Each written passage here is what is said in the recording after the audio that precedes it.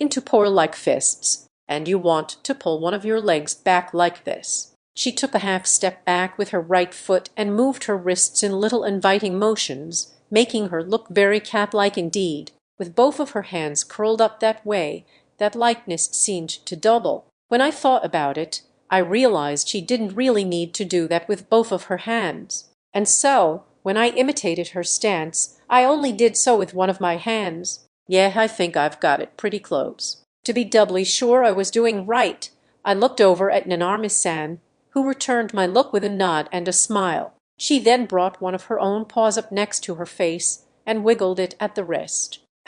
Maybe it's not quite right," she said thoughtfully. Nanami-san stepped behind me again and, taking my hand, corrected the positioning of my waist and legs. Then, pressing up against me once more, she took the knife and pulled it gently. "Oh, so that's how you do it," I thought, when all of a sudden my concentration was interrupted by a very reasonable question. "Wan-chan, aren't you pushing your boobs up against him too much?"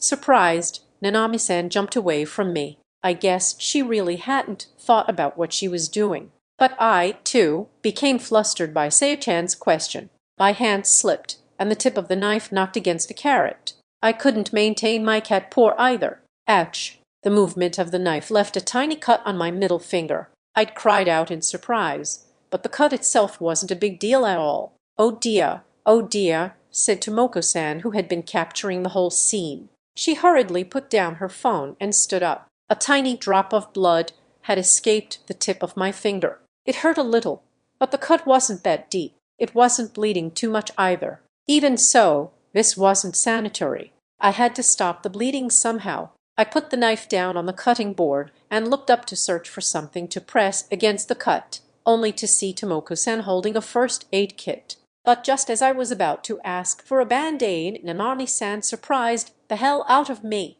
"Yashin, are you okay?" In an instant, Nanami-san had taken my hand and put my injured finger into her mouth. She did it so quickly I didn't even have time to resist. Though even if I could have resisted, would I have done so? Before we knew it, Tomoko-san, who, until a moment ago, had been holding the first aid kit, was pointing her phone at us again.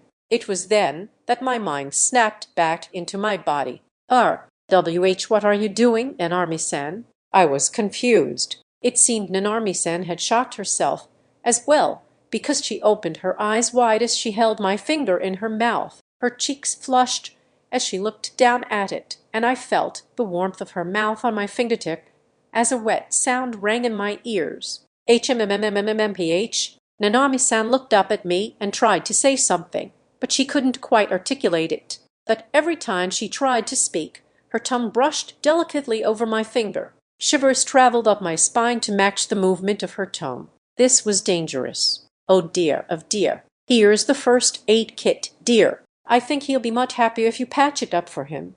Don't you?" Tomoko-san asked, handing the kit to Nanami-san while still holding her phone. As if on cue, Nanami-san finally let my finger out of her mouth. "Sorry, I panicked and I wasn't thinking." "Oh, yeah, I'm right.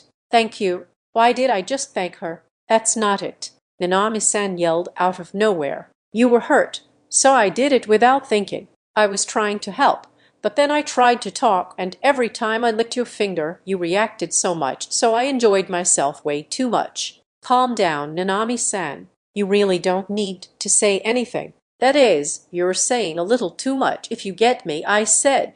With that, Nanami-san's cheeks turned crimson. She finally seemed to calm down, though, because she slowly opened the first aid kit. Her cheeks were still glowing, but she took out an antiseptic and a band-aid and began to treat my cut. I could still feel the sensation of Nanami-san's lips on my index finger. The warmth of my cheeks wasn't subsiding either. Anyway, it's dangerous to say weird things like that when we're handling a knife, sayer," Nanami-san cried, as if to divert attention from her embarrassment. The girl in question had turned blue from fear and was staring at Nanami-san. "Why died? I'm sorry. I didn't think you'd get hurt." "I'm so sorry." Sei-chan had such a pained expression on her face.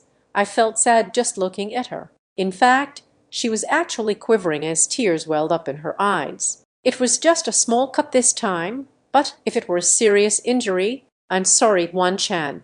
I'm sorry, Misumi-san. Nanami-san was angry, making Saya-chan shrink even smaller. This was my first time seeing Nanami-san like this. She was angry on my behalf, right. I was really grateful, but Saya-chan seems sorry, Nanami-san. Now that you've treated the cut, I'm totally fine. But it must have hurt, Yashin. Just a tiny bit. This is nothing, I said, waving my hand in front of the two of them. In all seriousness, it was just a small cut. They were overreacting, really. Saya-chan really did seem sorry, and I didn't want to see Nanami-san so worked up over nothing. Besides, I love seeing you smile, so even if she did wrong, I'd love it if you could forgive her. Nanami-san fell silent at my request. Even I knew it was an unfair way to phrase things, but forgiveness was important. Nanami-san thought for a moment. Then, sighing, she turned towards Saya-chan. I overreacted too. I'm sorry, Saya. No, it was my fault. I'm sorry, Wan-chan. Again, I'm sorry, Misumi-san. And thank you. I laughed lightly. You can keep calling me Oni-chan. I don't mind at all. At least things had been easily settled. Nanami-san and Saya-chan were both smiling again, albeit a little awkwardly. Now that we'd reset the mood, it was time to get back to cooking. Just then, though, we noticed Tomoko-san, who had been silent up until then. She still had her phone pointed at us. At first I thought she was taking photos, but I didn't hear the shutter going off. Tomoko-san, you had your phone pointed at us this whole time, but what exactly are you doing? This. I'm recording a video of you and Nanami working hard together. It's for making my report to Shinobu-san and Akira-san, and maybe even for the video we'll play at your wedding. What? I knew it. She really had been recording us. But really, Yashin-kun, I'm sorry about all that. I have to apologize as well. It's totally fine. It's no big deal. You know, you'll make a wonderful husband and father. The way you handled things with Sayer was very mature. She got that on camera too, huh? Well, that I might want her to delete. Nanami-san's objections grew louder, but Tomoko-san seemed to be enjoying teasing us. Well, I guess this will become a great memory, too, I muttered, looking down at the finger Nanami-san had bandaged for me. Wow, I ate way too much. Who was it that first said that lying down immediately after eating would turn you into a cow? And why was it a cow specifically? I looked over at Nanami-san, who was sprawled out on her bed. Yeah, it was pretty unlikely that she would become a cow. Even so, Tomoko-san sure was something else. I never thought she'd show everyone our cooking footage. Thanks to that, though, Nanami-san and I had been able to escape to Nanami-san's room. Her family were probably getting a kick out of watching those videos right about now. Just thinking about it exhausted me. Even though we'd been in the process of fleeing, Nanami-san had managed to change into her shorts somehow and was now getting comfortable on her bed. She'd sure made quick work of it. I was now having a hard time knowing where to look. It really was tasty, right? She asked. Yet it was a bit on the spicy side, but delicious all the same, I said in agreement. The marpo tofu we'd made had been pretty tasty, even though it had been a little too spicy for me. We hadn't done anything special in making it, having used the source packet and all. So marpo tofu must really taste like that. Nanami-san sat up slowly, parting her slightly red lips to stick her tongue out at me. My tongue still a bit tingly. Does it look red? She slid her tongue skillfully up, down, left, and then right, trying to get me to take a look. Just a little while ago, that tongue and my finger had. No, my head's running away with itself again. That was just part of treating the cut. Forget about it. I think it looks fine. Isn't yours tingly too? Let me see, Nanami-san said, leaning closer to my lips. When she'd gotten almost close enough to touch me, she pulled back a bit, as if waiting for something. Do I have to stick my tongue out too?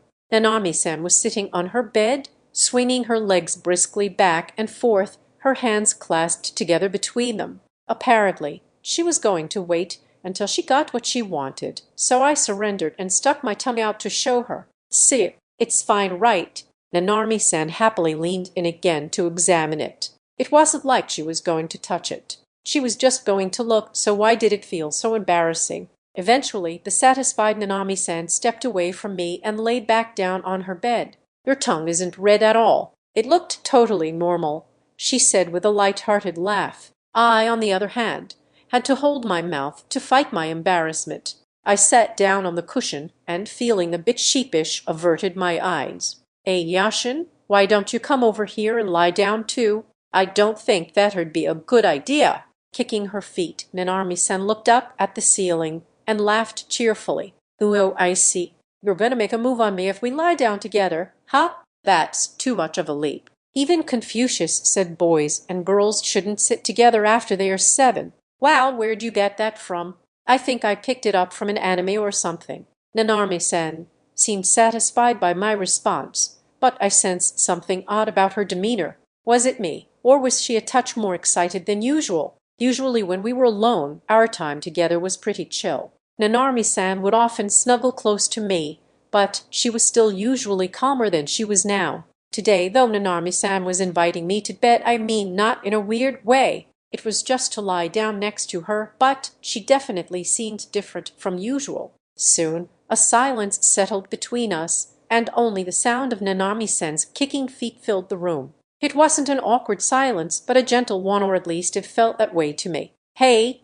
Yashin Nanarmi-san started, but just then there was a quiet knock on the door. Nanarmi-san swallowed the words and, frowning a bit, got up to check who the visitor was. It was Sei-chan. "What's up, Sayer?" Although Nanami-san sounded surprised, her voice was gentle. It was pretty obvious that Sei-chan was still down in the dumps. "I just wanted to apologize again," she said weakly. "I'm sorry I made you get hurt." "Sayer, Yashin already forgave you, and I'm not mad anymore either," Nanami-san said, patting her little sister's head. I wondered if I should say something too, but inserting myself into a moment between the two sisters seemed uncalled for. "Here, these are for you too.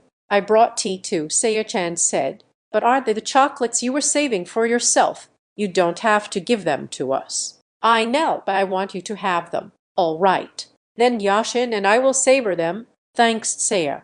With that, Saya-chan turned to leave, but before walking away, she looked back at me. "I'm sorry, Oni-chan." Hearing her call me that again, I smiled. "Really? There's nothing to worry about." Saya-chan smiled in the same beautiful way as her sister always did, and then she left. "Well then, do you want to try the treat Sayer brought us?" Nanarmi-san asked. "Yeah, let's. We'll have to thank her later." The tray in Nanarmi-san's hands held a tea set along with a small plate of gem-like chocolates. I stood up hurriedly to take the heavy tray from her and set it down on the table before we treated ourselves to Saya-chan's gift. I took a piece of chocolate and popped it in my mouth. It melted slowly, spreading its sweet, bitter flavor. I then took a sip of the warm tea that Sei-chan had prepared for us. The sweetness of the chocolate and the rich fragrance of the tea blended together, filling me with a warm happiness. "This is delicious." "Isn't it really expensive?"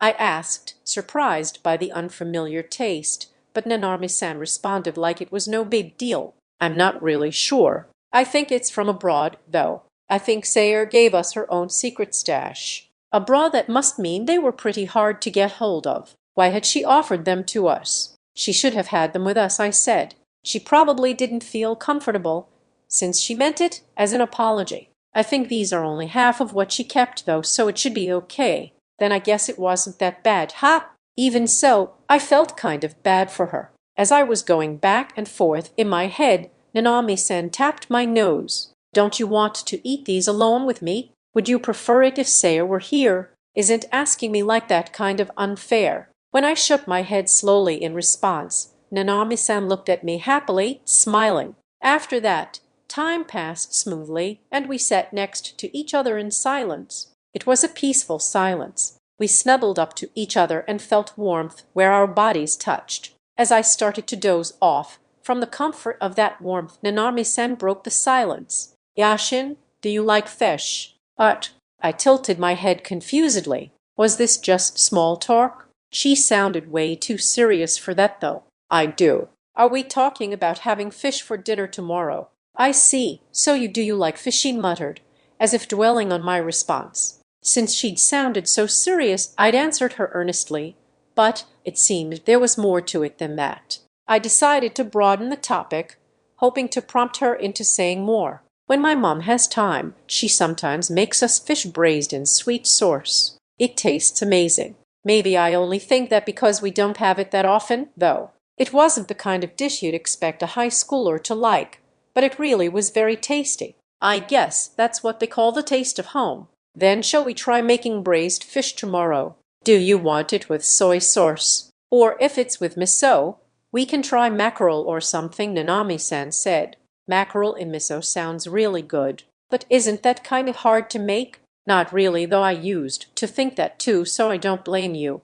Braising fish sounded like a task way more than I could handle, but Nanami-san talked about it as if it were nothing. Well, you can make Japanese food too. Huh, that's really impressive.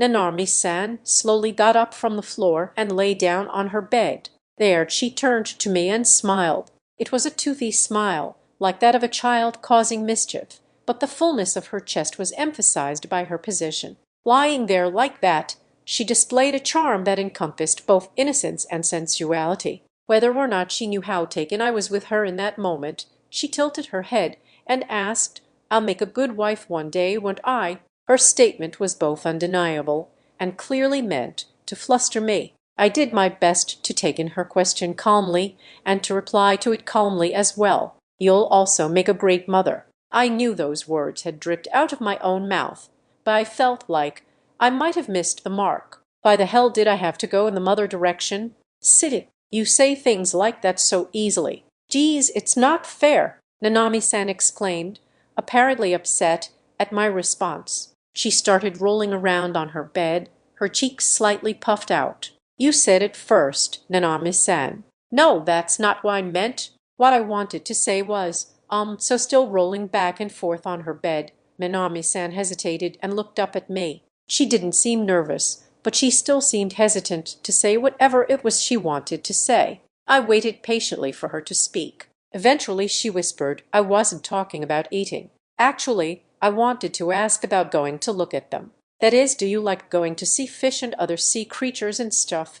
So we weren't talking about dinner. Until then, I'd thought about fish mainly in terms of whether I liked eating them or not, rather than whether I liked looking at them. With that in mind, I answered her honestly. "I've never really thought about it, but I guess I wouldn't dislike it. It could be fun." This was just a guess, but was she perhaps making a suggestion for our next date? I'd love to go with her either way. Was there somewhere we could go? As I was sitting there thinking about places we could go to see fish, Nanami-san spoke up. Although she'd been lying down a moment ago, she suddenly sat up and thrust her hands out toward me. "Really? Oh, that's a relief. Then I have these." I didn't even know when she got hold of them, but she was holding 2 tickets in her hands. "Tickets? How did you come across those?" I asked. "My mom got them. 2 tickets to the aquarium, one for you and one for me." The aquarium, of course. I hadn't even thought of it.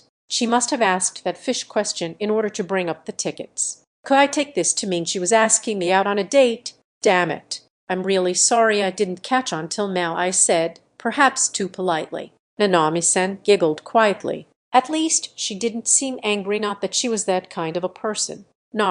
That was a really roundabout way for me to ask. To be honest, I was nervous. "Really? You seemed pretty normal to me." "Yeah, actually, I'm still really nervous." "Well, you don't look it. Since you already have those tickets, though, shall we wait just a sec?" Nanami-san held up her hands to stop me. Surprised by the interruption, I felt my next words catch in my throat. "Let me say it," she declared. "Got it," I said, nodding quietly at her serious gaze. "I'll wait as long as you need." I straightened my posture and waited.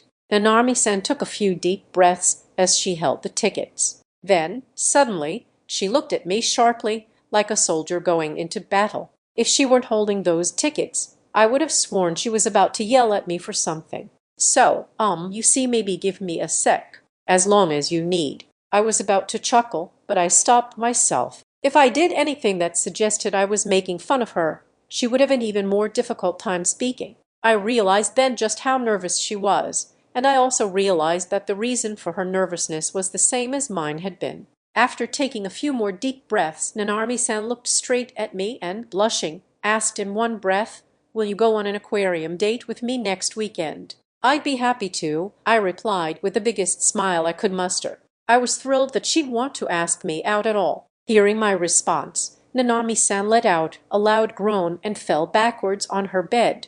I got up and walked over to her, sitting down next to her despite my embarrassment. Once again, silence settled between us. It was a gentle, kind silence that wrapped us in a feeling like we'd accomplished something. When I looked at Nanami-san on her bed, I saw that she had a content smile on her face that suggested a pleasant kind of fatigue.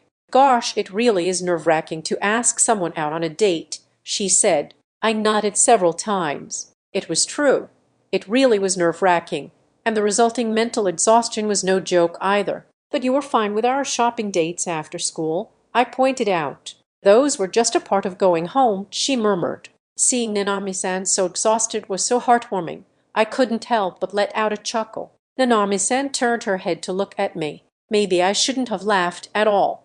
But Nanami-san seemed unaffected. "You're really amazing, Yashin," she said, sounding impressed. "Thanks for asking me out on a date." She was probably talking about when I'd asked her out on our movie date. It wasn't anything to be thanked for. I'd just asked her out on the spur of the moment. Then thank you for asking me out on a date, even when you were so nervous. "You're welcome. Let's have fun, yeah?" There are so many things I want to do. Things she wants to do. Like what? "Anyway, should we try going this Saturday?" "Oh, wait. That's tomorrow, isn't it?" I said. "Yet it's not like I had anything going on, so tomorrow should be fine." Just then, as we were chatting about tomorrow's plans, Nanami-san's phone pinged. It seemed she'd received a text and then another. "It's still going off. Should you check it?" I asked. "It's fine. I'm enjoying my time with you. I can just reply later." But the notifications continued. Was there some kind of emergency? Growing impatient, Nanami-san picked up the phone and glared at the screen, but when she started reading, her eyes opened wide. "What?" she said, looking back and forth between me and the phone. "What was it?" "Sorry, Yashin, can we go on our date the day after tomorrow instead?" Oh, of course. Is something wrong?" "Kind of." Nanami-san gave me an apologetic look. I couldn't help but wonder who the messages were from. Chapter 4. Our aquarium date. So you're Nanami-chan's boyfriend. It's so nice to meet you. I'm Toru. I'm so delighted to be your hairstylist today. It's nice to meet you, Toru-san. I'm Yashin Misumai. It's such a pleasure, Yashin-kun.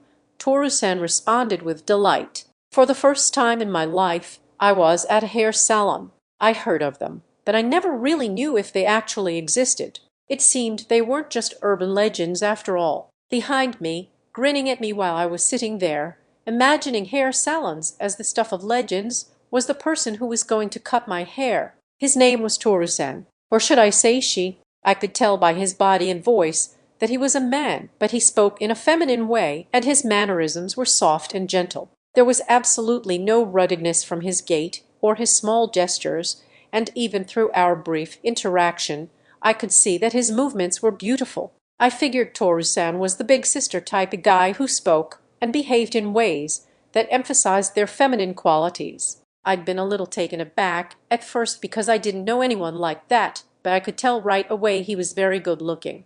His subtle makeup suited him to a T. He could be described as either a beautiful man or a beautiful woman, though according to Nanami-san, he was married and had a wife. This hair salon was the one Nanami-san frequented, as well as where Atafuku-san worked her part-time job. I was here today to get my hair cut. For someone who usually went for cheap 1,000 yen haircuts with no shampoo or shave, this was a totally unknown world. The salon smelled strange from the moment I entered. Its smell was mysterious and unfamiliar to me perhaps. It was the scent of conditioner, and I'd been immediately overcome by a strange feeling, similar to when I'd first walked into Nanami-san's room. I felt tremendously out of place here, and could neither calm down nor sit still. I just felt like I shouldn't be here. All this salon stuff had started with an incident in Nanami-san's room the night before. After we'd finished up dinner at the Barito's house, Nanami-san and I had chatted in her room, and then she asked me out on a date, a discussion that I'd thought marked the end of my evening. But then Nanami-san had received a message from Otofuke-san. Nanami-san had been terribly apologetic, so at first I couldn't guess who'd sent it. I was glad it was only Otofuke-san, but the real problem was that message. At least it was a problem for me. Ham tomorrow, huh? Gosh, I don't know. But it is a good opportunity. I kinder wanter see it, Nanami-san mumbled, her head in my lap as she engaged in a staring contest with her phone. We'd already floated the idea of going on our date on Saturday, but if that wasn't going to be possible, I had to let her know that that was okay. After all, we could just go on our date on Sunday. If we're not going on our date on Saturday, what should I do? Should I spend the day playing games? I'd begun to wonder when Nanami-san had addressed me. Yashin, do you think you can come with me tomorrow? I'd assumed the content of the message concerned only Nanami-san, so I hadn't been expecting a question like that. Given that I'd been contemplating what I might do the next day, I couldn't exactly say no. Before, I would have simply prioritized my game. Boy, I sure did change fast. Oh well, it was for the better. Of course. What's going on? I'd asked her. Hesitating slightly, Nanami-san had showed me her phone to reveal the message from Otofuke-san. Atsumi, hey, are you free tomorrow? My work is looking for a hair model, and I was wondering if we could ask Misumi. Toru-san said he'd be the one doing the haircut. A hair model? What in the world is that? I'd never heard of it, not from the super cheap barber shops I usually went to. Anyway, I'd never even heard the term model nar. That would be a lie. Atsumi works part-time at the hair salon where I go to get my hair cut. Toru-san is usually the stylist I ask to cut my hair. He's really nice. I swear. Hair salon, another unfamiliar term. Is that like a beauty salon? I'm pretty sure it's not a barber shop. Certainly not the cheap kind. But if this person cut Nanami-san's hair and was really nice, as she'd said, then I had no reason to say no. However, I'm more worried about someone like me going to a hair salon. Beauty salon. Are you sure I wouldn't be out of place? That was the bigger issue. Wouldn't they reject me? Someone who knew nothing about haircuts and all matters related to it. This would be fractionally less terrifying than when I hadn't had any clothes to go to buy clothes. But still, there isn't really a dress code for getting a haircut, is there? You've nothing to worry about. Toru-san's really nice, and he's really good at what he does. Besides, your hair's getting kind of long, don't you think? In response to her comment, I had pinched a strand of my hair. My hair had been getting longer and kind of annoying. But a beauty salon? Ha! This was going to be one hell of a hurdle. With Nanami-san's head still in my lap, I had crossed my arms and thought hard. True, this wasn't a big deal for other people, but for me it had been a conundrum. As I thought, Nanami-san had moved away from me and was now hiding her face behind the aquarium tickets. From there, she had tilted her head and whispered, I know this is me being selfish, but I'd really love to go on an aquarium date with you on Sunday after you've gotten your hair cut and you look all handsome. I'd be thrilled to be the hair model, I declared immediately. One hell of a hurdle I'd completely pulverized. That hurdle crushed it to smithereens. I hadn't even bothered jumping over or ramming right through it. I'd simply tossed it aside. I'd been pretty sure that no man had the option of saying no in the face of such an adorable request. At least, I hadn't had the option. Whether or not I would actually look handsome was a whole other story, but if Nanami-san wanted me to do it, I was happy to chop my hair off. Heck, I'd even be happy to get it buzzed off. Well, maybe not that. Anyway, after all that, we had somehow found ourselves here. If this were my usual budget barber, I wouldn't be at all nervous, unlike today. That nervousness might have had something to do with the fact that the person cutting my hair was super handsome, though. As a side note, Otofuke-san was in the middle of her shift. While she was waiting for me to get my hair cut, Nanami-san would hang out with Kamonai-san. But really, to think that the person who ended up capturing Nanami-chan's heart was just an ordinary laddie like you, Toru-san said. I'm sorry I'm not cool. Oh, no, that's not it at all. I'm sorry if I said something misleading. I'm overjoyed and actually quite relieved, Toru-san muttered emotionally as he continued fiddling with my hair. If this was the place Nanami-san usually got her hair cut, did that mean this guy knew about her past? As in, had Toru-san also been worried about Nanami-san? I was actually pretty grateful. "Have you known Nanami-san for a long time, Toru-san?" I asked. "Oh, sure I have. Those three have been coming here since they were in middle school. Hatsumi-chan and Ayumi-chan got used to me relatively quickly, but Nanami-chan was pretty nervous even with me at first. Nanami-san wasn't comfortable around guys. Maybe asking an older sister type like Toru-san to be Nanami-san's stylist had been a display of consideration on the part of Otofuke-san and Kamonai-san. Or was I overthinking it? So I hope you're happy to leave everything up to me today. Since you're going to be our hair model, I'll be taking photos of you at the end, but I won't show your face, so you won't have anything to worry about.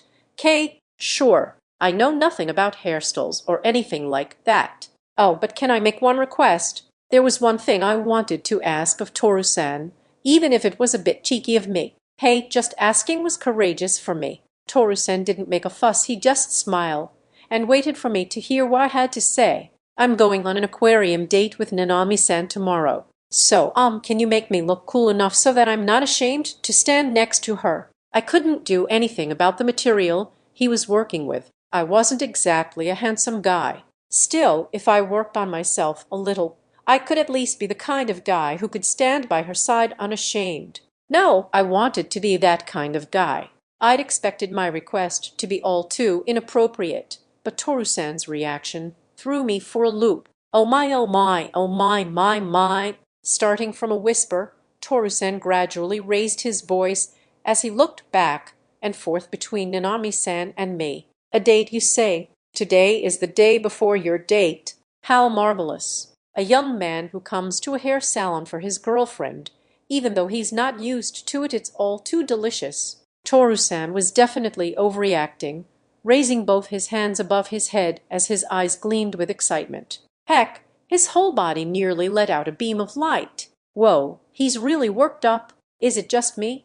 Or is he dazzling right now? I was in shock, but the other clients and salon staff didn't seem fazed at all. In fact, I heard whispers like, "Oh, the owner's on fire, and that kid's really got Toru-san going." Wow, the people were already used to this, weren't they? Toru-san was quite the character. Or was it just that people around Nanami-san tended to have really distinct personalities? Wait, Toru-chan was the owner of the salon. I guess that wasn't the part I should be concerned with. Even Nanami-san and Kamomai-san were sitting on a sofa in the distance, looking over at us with a kind of dumbfounded expression on their faces. I turned once again to see Toru-san's eyes in the mirror. It might have been my imagination, but I was pretty sure I saw flames in them.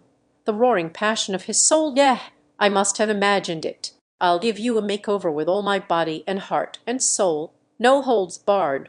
Be prepared to look fabulous. Yashin-kun." What kind of a beauty salon requires preparation? Wait, were beauty salons usually like this? Was this normal? That can't possibly be. This had to be a special situation. There was no way I could say anything in response to the blazing Toru-san, so I just sat there completely at his mercy. Even if I did speak up, I was pretty sure my fate was sealed anyway. There stood an adult who, as a professional hairstylist, was pouring his body and soul into my hair. This haircut was something a world apart from the usual haircuts I got, and I was already beginning to understand why salons were so expensive. He hadn't done anything yet, but I was getting chills. "Please go easy on me." After my hair had been thoroughly shampooed, Toru-san took his scissors to it. He used not just one pair, but several of various sizes. At times he even used clippers. My hair was growing shorter and shorter before my eyes.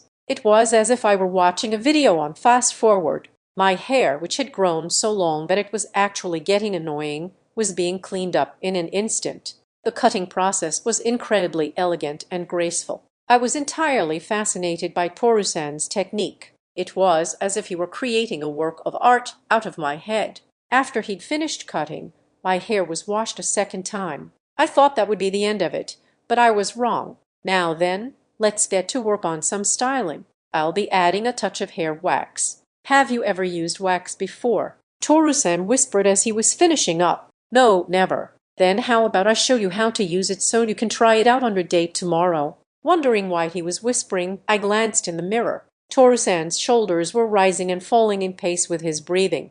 Why are you going all out for this? Still, using wax really was new ground for me. From what I remembered, my dad didn't use it either, so to me it felt like a foreign substance. In fact, I was pretty sure that the only kind of wax my dad ever used was the one for his car. Did he even have wax for his hair? At this point, I was too embarrassed to consider asking. You're slim, but still pretty buff, so I tried out a little something on the shorter side. If we throw in some hair wax to give your hair some lift, it'll make for a refreshing take on your look, wouldn't you say? He ran a small amount of product through my hair and carefully explained how to apply it. Apparently, you were supposed to dry your hair properly and then apply it to bits of your hair at a time to make those bits stand up. As he worked, Toru-san's motions were precise, and even though he was messing with my hair, I felt no discomfort at all. Apparently, he was using a paste-type wax, which he explained would be more suitable for my hair. So there are different types of hair wax. I never knew that. And there in the mirror sat me, with my hair chopped and styled like never before. I couldn't quite put my finger on it, but something about my reflection felt off. Maybe this was supposed to be the moment where I was supposed to be all, "Is this my true form?" and get all emotional.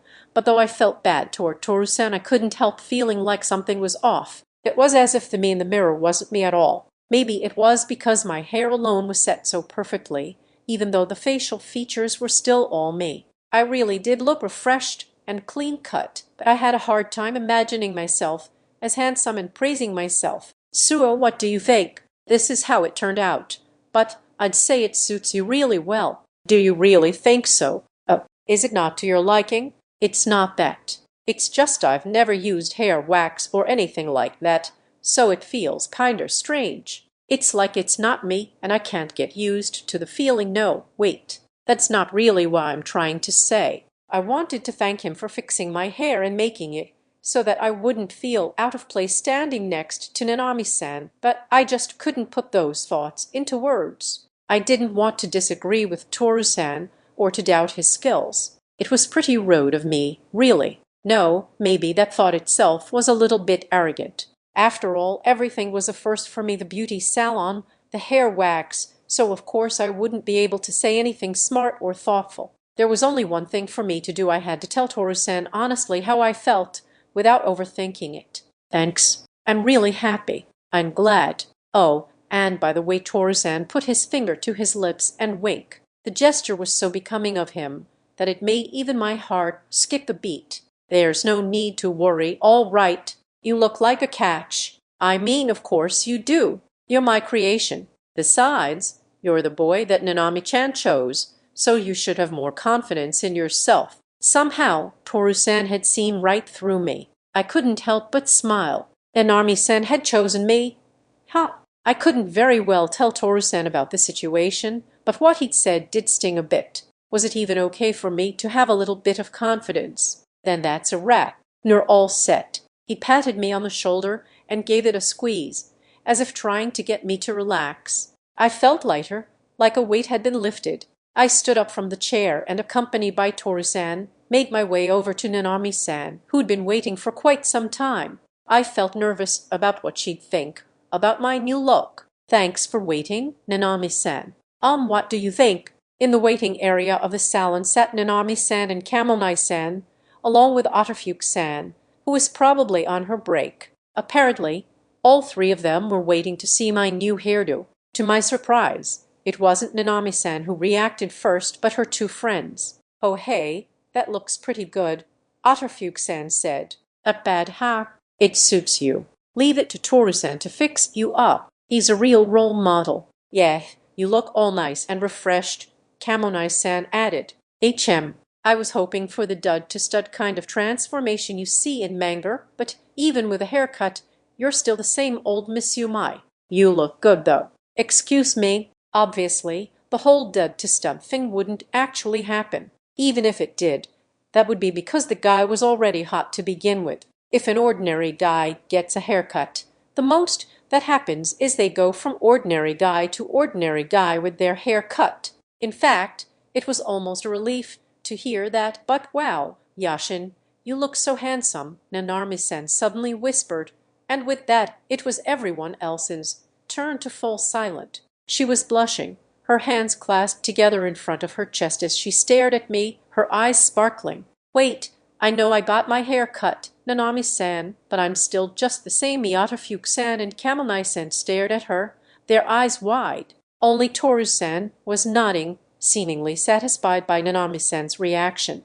Nanami-san, caught off guard by her unexpected response, I could only extend my hand toward her. Nanami-san began mumbling, more to herself than to us. No, what am I gonna do? If Yashin looks this good, people are totally gonna fall for him at school. And I even said that stupid thing the other day. Now what am I gonna do?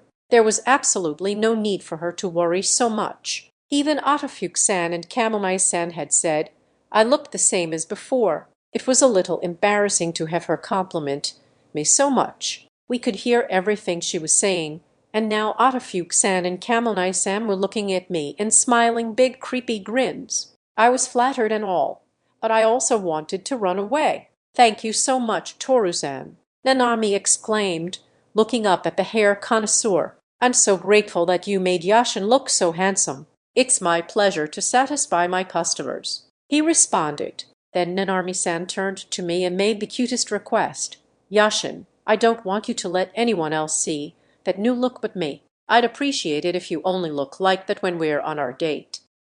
Yes," I managed to say. Toru-san was smiling warmly at Nanami-san. It seemed everything was going according to his plan. Of course a girl in love would think her boyfriend looks super handsome when he styles his hair a bit. Yup, this was a job well done, if I do say so myself. He pumped his fist and flashed us a satisfied smile. "Oh, I see." Toru-san really had fulfilled my request, however vague it had been. Nanami-san's reaction definitely proved it. No one else's opinion mattered. Nanami-san's reaction meant everything to me. "Don't worry, Nanami-san.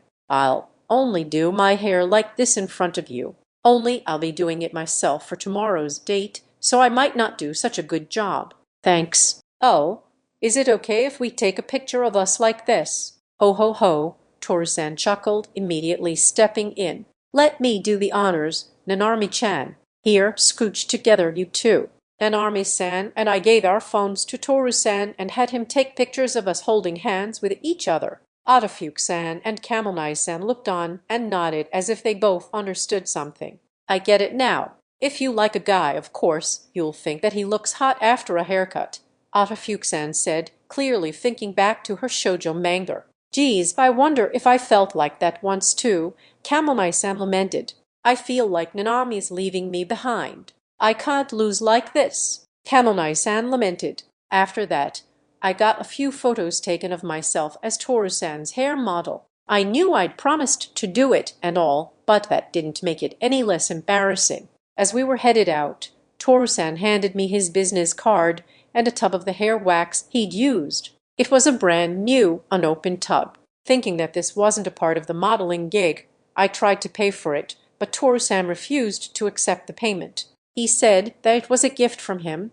to ensure that the date with Nanami-san would be a success, so I decided to accept his kindness. Yashin-kun, if you ever have any questions about hairstyles and things, don't hesitate to call me. I'd be happy to help. Thanks, Toru-san. I really appreciate it. Backed by another ally, I felt my heart grow warm. To have so many people I could rely on wasn't something I could have even imagined before. I'd been helped by so many people lately. It was only right to return the favor. If you're thinking of ways to return the favor, you can let me do all the hairstyling at your wedding. There's nothing like a loyal customer, Toru-san announced. Audiobook-san and Kamonai-san whistled at Toru-san's remark, while Nanami-san and I blushed in unison. Why was it that people around me were able to get in my head like that? Was it just a difference in life experience? And why was it that the adults around us were always trying to marry us off? There was no one to answer my questions. Three figures Hatsumi Audiobook, Ayumi Kamonai, and Toru, the owner of the hair salon, looked on as the couple held hands and went on their merry way. Toru smiled broadly at his own handiwork, happy to put a smile on the face of the girl he considered his younger sister. Look at the two lovebirds, holding hands, all happy like that. Aren't they a joy? It really was worth the effort. The two young girls bowed to him. Thank you for listening to our request, Toru-san, Hatsumi said. Yeah, thank you, Toru-san, Ayumi added. Looking down at them, Toru smiled bitterly. These two girls, too, were like his younger sisters, so he'd rather they wouldn't bow to him. But what frustrated him more was what the two girls had asked of him. Are you too sure that was okay? We're not even looking for hair models right now. Why didn't you just tell them the haircut was a gift from you both? He asked, wondering why they'd chosen to hide such a generous gift. The two girls understood what he meant, but they'd already decided to keep the answer a secret. It's totally fine. We have our own reasons, Hatsumi said. That's right, because reasons, Ayumi insisted. Seeing their slightly clouded smiles, Toru felt a slight pang in his chest. He felt both a sense of loneliness and a little joy in knowing that the two had grown up enough to have secrets of their own. He didn't know what they were keeping from him, but he made a conscious decision not to pry. Oh, is that so? Well, I guess I'll just give a little gift of my own. The two girls' eyes widened. Toru winked at them cheekily and put a hand on each of their heads. This one's on the house, girls. Toru, too, genuinely wanted to support Nanami and Yashin. That was why, this time, he wanted to make it a gift from the three of them. Toru-san, that's so not okay? We'll pay. Waving his hand at the clamoring girls, Toru silently shook his head. Both Hatsumi and Ayumi knew Toru well enough to know that it was impossible to change his mind once he was like this. Toru beamed at the girls he held dear. Oh-ho, just stop by again sometime. It was nice seeing you both of you. Not knowing what to say, the two girls smiled broadly and thanked Toru-san once more. Is this right? I really can't tell, but I don't think it looks terrible. It was the morning after our trip to the hair salon, and I was back at home, struggling in front of the mirror. The reason goes without saying. I couldn't get my hair to look the way it had yesterday. Professionals really did have skills that ordinary folks could only dream of. Of course, it was no use comparing myself to a professional, but at least for today's date, I wanted to be able to set my hair well enough to have Nanami-san tell me I looked good. For now, though, I compared the photo from yesterday to my reflection in the mirror and told myself it wasn't a complete fail. I just had no idea if Nanami-san would agree. Oh, are you going on a date with Nanami-san today? Where are you two going? My dad asked. Make sure the two of you have fun, my mom added. Both my parents were home temporarily from their business trips. It seemed they'd decided to offer me a word of support as I was struggling. Having my parents see me like this was beyond embarrassing, but I had no choice. I didn't have a mirror in my room. Maybe I should invest in one, I thought. I didn't like the thought of having to go through this every time. I had a date planned. My parents had got back last night, and so we'd visited the Barato's house for dinner. That considered, yesterday had not only been the day of my first visit to a beauty salon, but my first time having cooked dinner for my parents. My mom had been so impressed by my new haircut that she had thanked Nanami-san. I wished she hadn't done that, though. It had been embarrassing, not that she had stopped even if I'd told her. Since my parents would be heading off again this evening, I wouldn't be seeing them again for a while, so I decided to let them in on the details. Nanami-san asked me out on a date to the aquarium today, so I'm trying to do my hair. Does it look weird? I asked them. Well, I'm sure it's difficult to get it perfect on the first try, but it certainly doesn't look weird. I think it looks fine, Dad said. That's true. Even if it isn't as pristine as yesterday, it looks pretty good, so you have nothing to worry about, Mom added.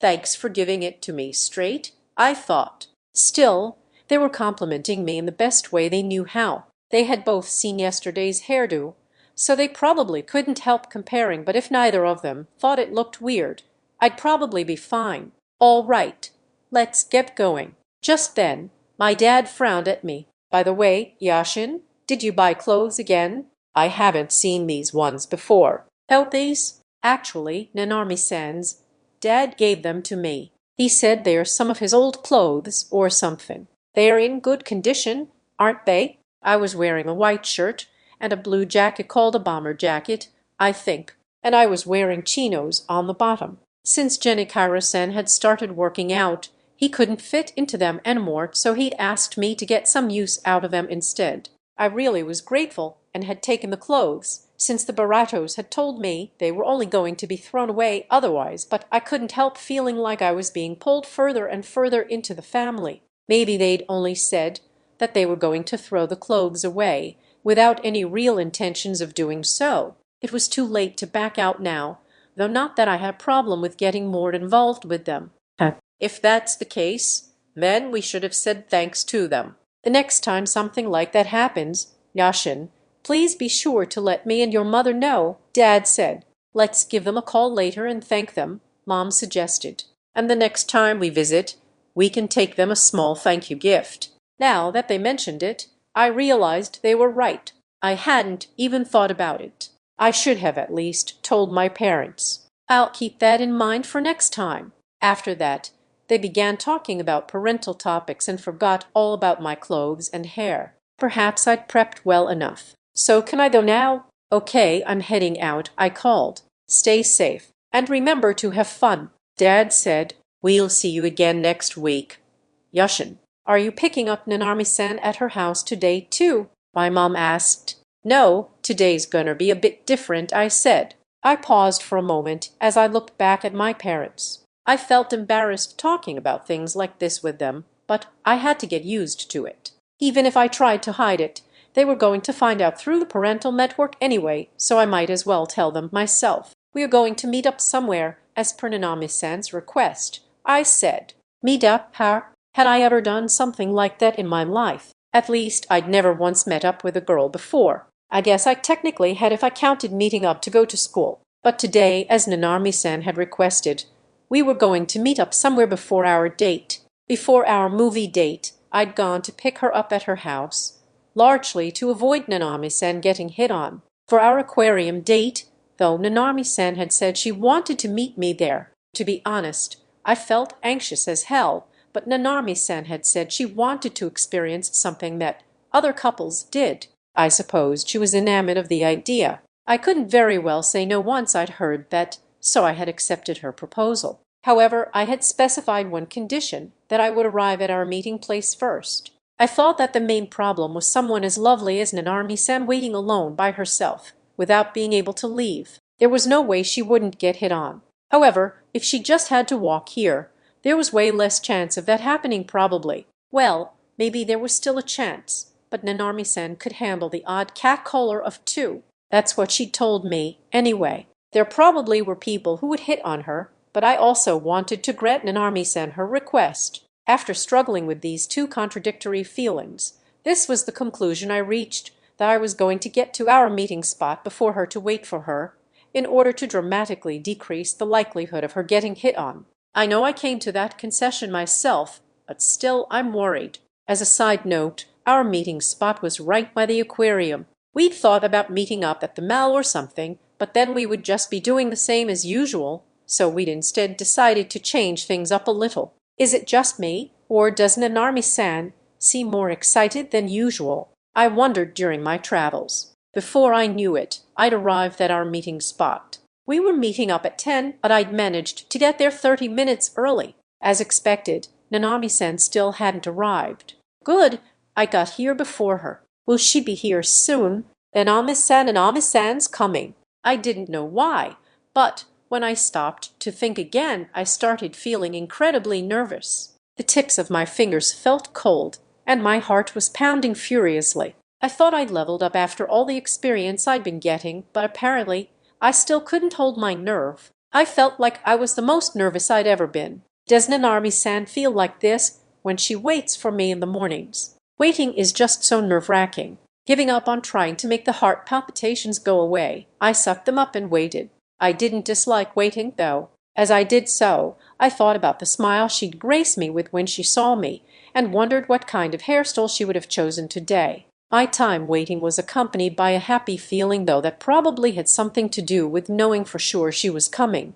Nanami-san wasn't the type to arrive late, so I wouldn't have to daydream for long. Still, even if she kept me here, the wait felt comfortable. Right on the dot, I heard her. Thanks for waiting, Yashin. Feeling immediate joy, I turned toward the sound of her voice, unable to stop myself smiling. As she quickened her pace, I saw that her outfit today was similar to what she wore at school, a typical Gyaru look, if I'd ever saw one. Her top had a wide neckline that showed off her shoulders and a lot of skin. Perhaps it was what they call an off-the-shoulder style. On the bottom she was wearing a skirt that was on the shorter side, one with an elaborate design on it. Nanami-san was also wearing pantyhose, which I'd never seen her wear at school. Perhaps because of the shortness of the skirt, her figure was more accentuated than usual. At that moment, I felt sincerely glad that I'd arrived at our meeting spot first. Seriously, who knows what would have happened if I hadn't? Still, wasn't she showing a bit too much skin up top? I mean, I was perfectly happy, being a guy and all. But if I were a woman, I probably would have wondered whether she was cold or something. The outfit was pretty revealing, and she even had her hair half up in a bun. From her neck to her shoulders and down toward her cleavage, Nanami-san was fully exposed. A pair of earrings decorated her ears, and she had a ribbon around her neck. No, wait. I believe they call those things like that chokers. As in, she was wearing a choker, which, combined with her outfit, signaled she was going all out. Even when she was wearing her school uniform, I could see the area around her cleavage, but with her wearing an outfit this revealing, my heart just about leaped out of my chest. I felt like I couldn't form words in a normal fashion. You've got to calm down, Yashin. But seriously, the more I looked at her, the more I couldn't help but think that if Nanami-san had arrived here first looking like that, someone definitely would have come up to hit on her. There might have even been a whole line of people ready to give it a shot. That was how attractive she was. That outfit of hers was dangerous. Maybe people hit on her while she was on her way here. Oh crap, now I'm worried. I'm really happy to see her, but that was when I noticed a peculiar lurker in a stiff black suit standing in the distance. The man sure was suspicious. He was wearing sunglasses, and his muscular body looked ready to burst from his outfit. No matter how I looked at the guy, I could tell he wasn't an ordinary businessman. In fact, he looked like he could have only one very particular occupation. Even so, I felt relieved the moment I saw him, though I guess I felt uneasy in a different sense. It was Genichiro-san. Sir, what are you doing?" He had probably followed his daughter because he was worried about her. At least with him following her around as her own personal bodyguard guaranteed her safety. If I could have asked one thing, though, it would have been that he'd told me beforehand. When Genichiro-san saw that Nanami-san had reached me, he flashed me a thumbs up. I responded in kind. Satisfied with my reply, he raised one corner of his lips in a cool smile. He then turned on his heel and, waving to me with his back turned, strolled lazily away. He was too cool. It was like a scene from a movie. Still, since he'd been following Nanami-san in that outfit, hadn't he been stopped for questioning? There I was, worrying again. Yashin, what's wrong? Nanami-san asked. Oops, my bad. Nanami-san had arrived, but I was thinking about Genichiro-san. What kind of situation had a guy thinking about their girlfriend's father instead of the girlfriend? Judging from Nanami-san's reaction, she probably hadn't even noticed Genichiro-san following her. Oh, nothing. You went with that outfit today? Ha, you look nice, I said. I wanted to look nice, since I was the one who asked you out. What do you think? Do I look cute? Sexy, she asked teasingly. You look cute. The outfit is kind of revealing, though, so I'm a bit worried. I mean, I can see your shoulders and stuff, you know. I hadn't been sure whether to say it, but I'd ended up pointing it out anyway. Shoot, was that sexual harassment? I thought she'd immediately use her hands to cover them up, but instead she leaned forward and flashed me a smile. "I'm showing you," she said. "What do you mean, you're showing me?" I'd exclaimed. I mean, she was quite obviously showing me in that outfit, but I couldn't help parroting back what she'd said. Nanami-san's grin was larger than ever. Hee, I'm glad you think it's cute. Showing this much is pretty normal, though. And if it's you, I'm okay showing even more. No, I'm not worried about me. I'm more concerned about other people looking, I said. Being looked at by anyone aside from the person I like is like being looked at by animals. I don't care about them at all, Nanami-san said, taking my hand. Shall we get going, then? Despite her reassurance, I couldn't help worrying about something else. Was she really okay? Was it really possible that Nanami-san, who was so uncomfortable with men, wouldn't be bothered by people looking at her? I hoped she wasn't trying too hard actually. No, I shouldn't think things like that. Instead, I should be willing to protect her. When I squeezed her hand a bit, Nanami-san looked at me, her eyes widening. As long as you don't overdo it, Nanami-san, I said, smiling to reassure her. Nanami-san looked surprised at first, then immediately smiled and said, "Don't worry, Yashin. You're such a worrywart. But thank you." When I saw that smile, I was reassured that she wasn't just putting up a front. Maybe I had been needlessly worried. Taking another look at her outfit, I saw that she was carrying a large bag about the same size as the one she took to school. I, on the other hand, wasn't carrying anything. I sure as hell couldn't make her carry it. "I'll carry that, Nanami-san, if it's okay with you. My hands are free, and it looks kinder heavy," I said. "It's not that heavy, but I guess you're right. It'd be great if you would." Nanami-san let go of my hand and handed me her bag. When I took it, I understood what she meant. It wasn't the heaviest bag ever, but I see how it would become tiring for a girl to carry it around for the whole date. Bag in one hand, I stretched out my other hand, offering it to Nanami-san to hold. Nanami-san looked down at my hand and hesitated. Wait, she's usually quick to take my hand. Did I do something weird? Did I do something she didn't like? I was puzzled by the unfamiliar response, so puzzled, in fact, that I began to panic, thinking that I'd done something wrong.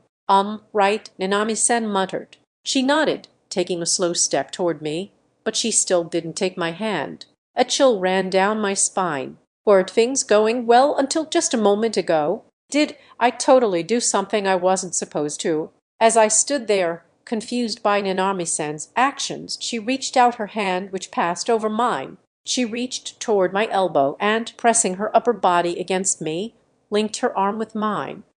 My feeling of confusion vanished in an instant, as if I'd only imagined it. In fact, it seemed my ability to think had somehow vanished along with it. Nanami-san's other hand was also on my arm as she pressed against me. In fact, my arm was practically sandwiched between the large twin mounds on her chest. I couldn't tell whether the heartbeat I felt through her hands was mine or hers. The only thing I knew was that our arms were linked. "Let's enjoy today's date, okay?" she asked brightly. Yeah. I mean, of course, Nanami-san. Why are you linking arms with me, Nanami-san? I inwardly exclaimed once my thoughts finally returned. My thoughts had returned, but it seemed I was also back to my sea of confusion. "Oh, and I forgot to say you look really cool today. You even did your hair and everything. Yeah, you look super cool. I feel like I've fallen for you all over again." Thanks, Nanami-san. What Nanami-san said as she intertwined her arm with mine didn't enter my brain at all. Well, it did enter my brain, but I wasn't in a state to be able to process it. I was completely thrown off by her arm hooked through mine. In fact, I was only able to focus on the parts of myself that touched hers. This was all because her breasts were touching my arm. There was no helping my current state. It was a tragic saga of being male. I was able to thank her for her compliment, but what was I supposed to do next? Thanks. I'm glad you noticed, but, Nanami-san, why are we linking arms today?" I asked. That was all I managed to say. In fact, I'd ended up thanking her twice, but at least I'd been able to ask her what I wanted to ask. Nanami-san anxiously furrowed her eyebrows. No, I didn't mean to make her make that face. I was just so totally confused, and I wanted to ask her how we'd gotten there. "Do you not like it?" she asked. "No, it's absolutely not that. It's just that, your chest is touching my arm, and it was no use trying to play dumb, so I just told her exactly how I felt. If saying so made her feel uncomfortable, I'd simply apologize, but her reaction wasn't at all what I'd expected." Nanami-san blushed and smiled faintly. Then, slowly, she brought her face close to my ear, and in a voice tinged with sensuality, she whispered, "That's on purpose. You're doing it on purpose. Why would you do that, Nanami-san?" I'd seen scenes like this in manga, but the destructive force of the act in real life was too much for me to handle. Did Nanami-san really know what she was doing? "Hold up, Nanami-san. Did something happen? You're being really proactive today. Are you sure you're all right?" I exclaimed, unable to contain myself. I mean, what was going on with her today? What was this about? "Oh, Nothing happened. Silly. Come on now, we've got an aquarium to get to. Let's go, she said. Nanami-san, wait. Don't squeeze. So Nanami-san began to drag me toward the aquarium, her arms still linked with mine. It was my first time walking while linking arms with someone, so it was kind of difficult to do. Still, seeing the joyful expression on Nanami-san's face made me feel like I had no choice but to make an effort and just get used to it. Upon closer inspection, I saw that Nanami-san seemed totally normal on the outside, without even a flush to her cheeks. Her ears, however, were bright red. How does she manage to control stuff like that?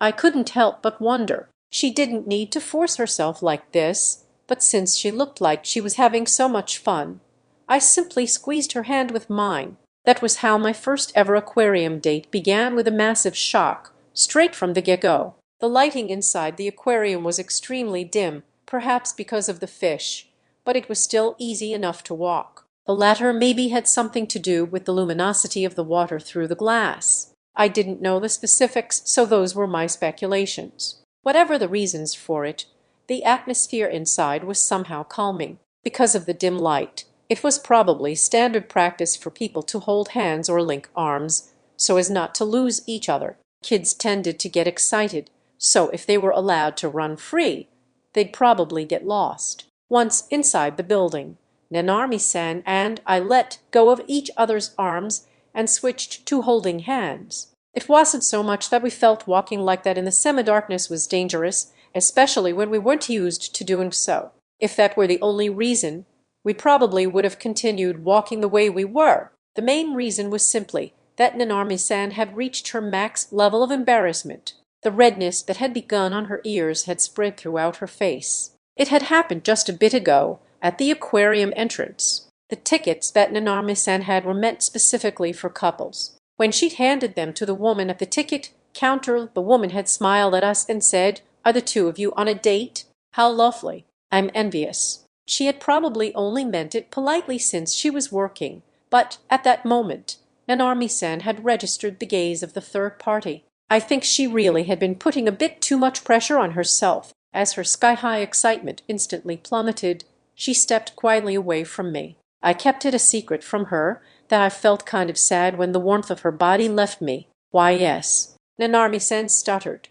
He's my boyfriend. We've been dating for 2 weeks." The woman at the counter had bowed to me, as if apologizing for saying too much. She probably hadn't expected such a flustered reaction, especially when Nanami-san looked like someone used to receiving questions like that. "It's okay," I'd wanted to say. This is how Nanami-san normally operates. Going from bold action to sheer self-destruction might even be described as her specialty. Of course, that's only one of the things that's so adorable about her. Obviously, I couldn't say that to the receptionist, so we ended up trapped in a scenario fraught with panic and apologies. The only saving grace was that there was no one in line behind us. "It's our first date at the aquarium, so do you have any recommendations?" I asked as the woman handed me the pamphlets. I wanted to change the mood and put Nanami-san more at ease. Hearing my question, Nanami-san regained her composure a bit, and the woman at the counter seemed visibly relieved. With a smile on her face, the woman pointed out the classic dolphin and penguin shows. They also had more hands-on spaces where you could pet creatures like turtles and fish, as well as a tunnel where larger creatures like whales, sharks, and stingrays swam around you. That was when I finally remembered I'd been to this aquarium before. I was pretty sure I came here once during my earlier years at elementary school. I suppose you really don't remember things like this, or do people usually remember? Still, the place seemed to have changed a lot since then.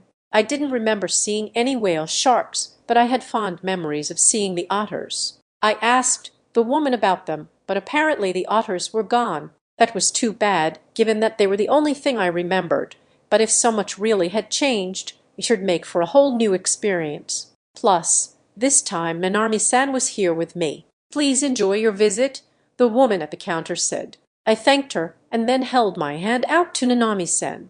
Nanami-san, who had been fidgeting, looked back and forth between my hand and my face. I'd offered her my hand because I'd assumed she might feel embarrassed about linking arms. Smiling as usual, I asked, "Shall we go then?" It seemed she had calmed down a bit, because she took my hand gently. "Let's," she said. She smiled her usual smile and squeezed my hand. "Yeh, holding hands with her feels right," I thought as we entered the building. Linking arms when we weren't used to it seemed dangerous to me. Plus, we might be able to relax and enjoy our visit more this way. "I think I feel calmer like this," I said. "I really like holding hands with you. We can slowly get used to linking arms if you want." Geez, I was doing my best not to get embarrassed about it, Nanarmi-san admitted. So she really had been pushing herself. In that case, maybe I'd had something to thank the woman at the counter for. I felt that dating was supposed to be about enjoying yourself without forcing yourself to do anything, not that I knew for sure, since I'd had so little experience, but that was my best guess. And so that was how we got to where we were, with Nanarmi-san tilting her head in wonder as she looked at the fish. "I really liked feeling so close to you when we were linking arms, so I do want to do it again," she said. "I don't know why, but I feel safe with you today." "Safe with me?" I asked. I, too, tilted my head, but more so in confusion. I hadn't changed anything, save for my hair. "Yeah, I don't know what it is. I mean, I like you every day, but today you just seem even more reassuring, or even sort of nostalgic," she said. That's the first time anyone's ever said something like that to me. Inside the dimly lit building, there were many visitors, including families, friends, and couples. They all seemed to be enjoying themselves in their own way. In the midst of that crowd, Nanami-san continued tilting her head, seemingly turning over the mysterious sense of safety she felt with me. She told me she liked me like it was nothing, but as I stood there trying to discern the reason, I thought of one possibility. "Could it be the clothes I'm wearing?" I asked. Nanami-san frowned. "They're clothes. They look good on you, but what's so special about them? Actually, I got them from Genichiro-san. He said he used to wear them. My dad's." "Oh yeah, come to think of it, I think I had seen them before." "I see, so they were my dad's clothes. How—" She looked at me as if remembering a fond memory, her eyes half closed. Then she squeezed my hand a bit, and shifting her body so as to look up at me from below, smiled shyly at me and asked, "In that case, should I call you Dad for today?" "But," I'd exclaimed, "I don't even have a kid yet, but you want to call me Dad already. Then I'd have to call you Mom too." I mean, I immediately fell silent. Yeah, that was a slip of the tongue. And Armi-san hadn't said it in that way, but I'd interpreted her question to mean that we were going to address each other as a married couple. Now we were both silent, having turned so red that it was visible even in the semi-darkness. "Let's move on to a different topic, shall we? Anyway, let's have fun today, Nanarmi-san," I exclaimed, trying to distract us both from the awkwardness. "Why, yet let's," she replied. We collected ourselves and began walking through the aquarium. We were both excited to see all the colorful fish swimming in such a dreamlike atmosphere. I guess we were acting giddy because we wanted to be rid of the embarrassing vibe from a moment ago, but we were also just having fun. Truth be told, though, I was looking more at Nanarmi-san than I was at the fish. She looked even more beautiful than usual, illuminated by the shifting light shining from the glass. "Is this just sand in here?" "Oh, no, they are spotted garden eels. I guess this whole tank is for eels. I never knew there were so many different colors," she was saying. "I think this is my first time seeing one," I said. "Oh, look at those two over there. Don't they look like they are fighting? They are looking at each other with their mouths open like they are yelling at each other." "You're right. They are small, but they are really expressive. I wonder if the different colors are male and female." "Yeah, I wonder, oh, it says here. I guess they are different species." "Wow, I thought they were all the same," I said. Nanami-san continued staring intently into the tank. I wondered if she liked small, cute creatures like these. They did look cute, swaying like that. They were fun to watch. Overcome with a desire to take a photo of Nanami-san as she enjoyed herself, I turned my phone toward her. "Nanami-san, look over here." Realizing what I was up to, Nanami-san brought her face closer to the tank and posed for me. Despite the lack of light, I looked for the best angle that would perfectly capture both Nanami-san and the garden eel. "Okay, say cheese," I said. "Cheese." I went ahead and pressed the shutter button on my phone. Yep, that's a cute photo. I should show it to her. What do you think? I asked. Oh my gosh, the garden eels, so cute. You're so good at taking pictures, Yashin. Can you send it to me later? I personally thought Nanami-san was the cute one, but I was glad she seemed satisfied with the picture. Then Nanami-san turned her camera up on me. To be honest, I didn't think we needed any pictures of me, but since Nanami-san begged me, I had to fight my embarrassment and let her take it. As Nanami-san and I continued around the aquarium, old memories slowly began to surface. Given that the last time I, much like Nanami-san, had come to the aquarium was when I was a kid, I gave myself permission to fully enjoy being there, watching almost with a childlike innocence as Nanami-san skipped around. Nanami-san, who was surprised by how fast penguins could swim. Nanami-san, who watched with glittering eyes the many jellyfish that floated and shimmered before her. Nanami-san, who opened her mouth wide in shock at the giant school of gleaming silverfish mackerel, perhaps, and clapped at their intensity. Nanami-san, who caught sight of the sea anemone and clownfish and turned to me to ask if they were cute.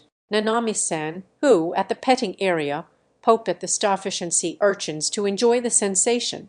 I was seeing everything through Nanami-san. Every time she saw something new, she would spin around to exclaim, "That's so cute." And each time I would have to resist the urge to shout, "You're the one who's cute." But it seemed she'd noticed me looking at her. "Are you having fun, Yashin?" "Yeah, it's super fun," I answered sincerely. Aquarium dates were the best. I mean, our movie date was the best too. I guess as long as I was with Nanami-san, everything was the best. It was still before noon, and we hadn't seen everything yet, but I already knew our visit was worth it. I'd already been able to see all kinds of expressions from Nanami-san and taken loads of pictures of her. Of course, Nanami-san had taken pictures of me as well. At that moment, we were taking a break, sitting next to one another while scrolling through each other's phones. As we were talking about exchanging photos with each other later, however, I realized there was a problem.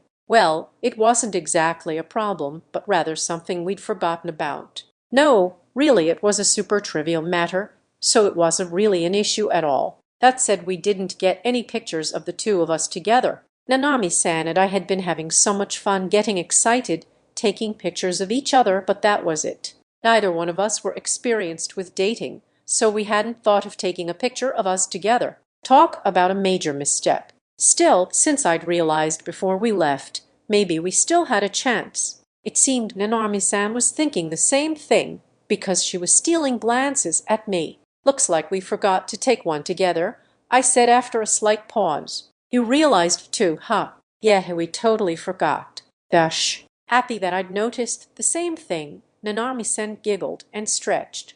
As her arms rose above her head, her top rose slightly with them, almost revealing her belly over her skirt. I nearly reached out to cover it, but I refrained in case I ended up touching her. "From now on, we should aim to take more pictures together," I suggested. She smiled warmly in response. "Yeah, for sure. But how were we supposed to take pictures of both of us? What did other couples do in situations like these? There were lots of people around, so maybe they asked someone to take the picture for them." The idea made me a little nervous, but if it was for Nanami-san, I'd be happy to ask. Maybe I could grab a staff member or something. Just as I steeled my resolve, there was an announcement over the PA system the dolphin show was starting soon. "Oh, the dolphin show. Shall we go?" I asked Nanami-san. "Yeah, I want to see it." She instantly replied, "But I think my mom was saying you should sit toward the back, or else you get splashed with water.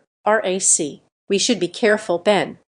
Oh, this is better be so much fun. For now, I'd have to put the photos on hold. As we made our way from the petting area, though, we heard the voice of a young girl crying loudly. "Milami." Nanami-san and I looked toward the source of the voice, where we saw a girl who looked to be about kindergarten age, standing all by herself, crying. The girl was sniffling loudly and tottering around with unsure steps. She was most likely lost. Perhaps because of the dolphin show announcement, most people had left the petting area, meaning there were very few people around. And, unfortunately, There didn't seem to be any staff members around either. "Hey, Nanami-san, that girl looks like she's lost. Shall we look for her mom with her?" I'd said it almost reflexively, even though we were in the middle of our debate. I don't think I could have done such a thing just a couple of weeks ago. Indifferently and without emotion, I probably would have left the lost little girl alone. I was thinking that too.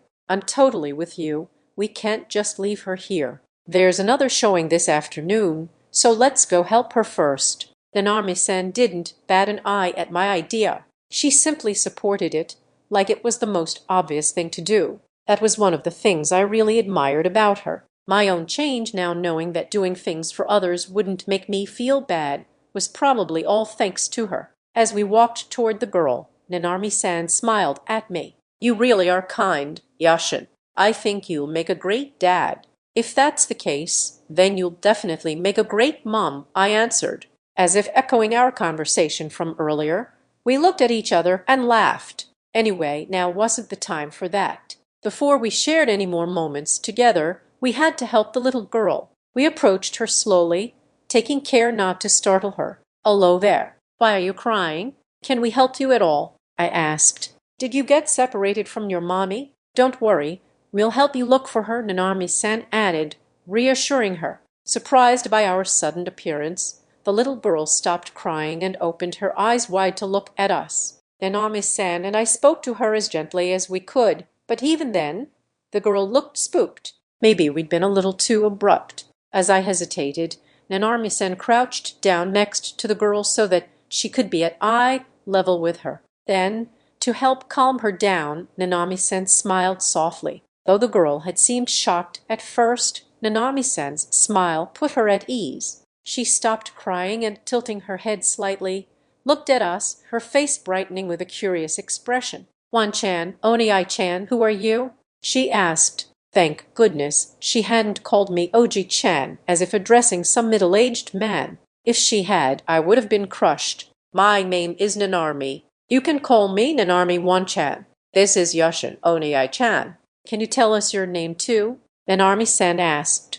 "Nanami Wan-chan, Yashin Oni-chan, my name is Yuki." "Yuki-chan Har? That's a pretty name. It's nice to meet you," Nanami-san said, extending her hand toward the girl. Reassured by Nanami-san's eye contact, Yuki-chan timidly reached out.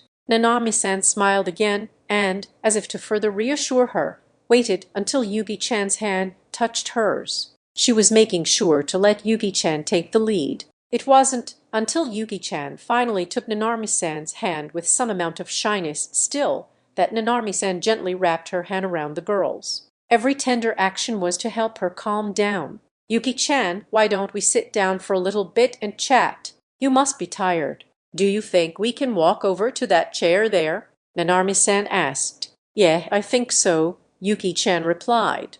Nanami-san stood up slowly, still clutching Yuki-chan's hand, and walked with her while matching her small steps. All the while, she was careful not to walk ahead or pull on her hand. As we proceeded toward the chairs set up in the petting area, Yuki-chan looked up at me. "Oni-chan," she said, her expression anxious as she tentatively reached out to me.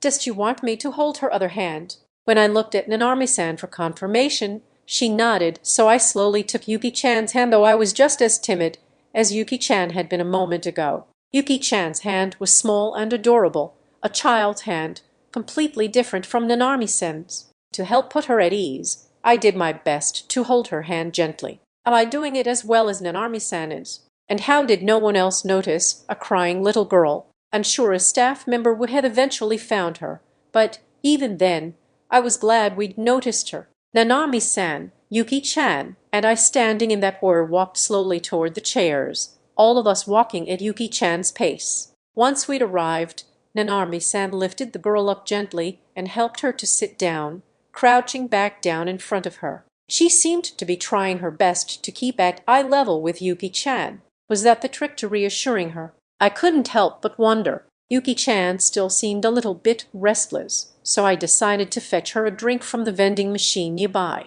It might have been a plan for the simple-minded, but I thought offering her a drink she liked might help to calm her down. "Do you want some juice, Yuki-chan? I think there's apple juice and orange juice." Which one do you like better? I asked. Orange juice. Thank you, Oni-chan, she said. What a polite girl, I thought, heading over to the machine. I bought a box of orange juice there and then handed it to Yuki-chan. She inserted the straw into the box and slowly began to drink. Her little face was still stained with tears, but she seemed to have calmed down somewhat. She told me she lost her mom in the dark. She kept walking and ended up here, which was okay while there were people around.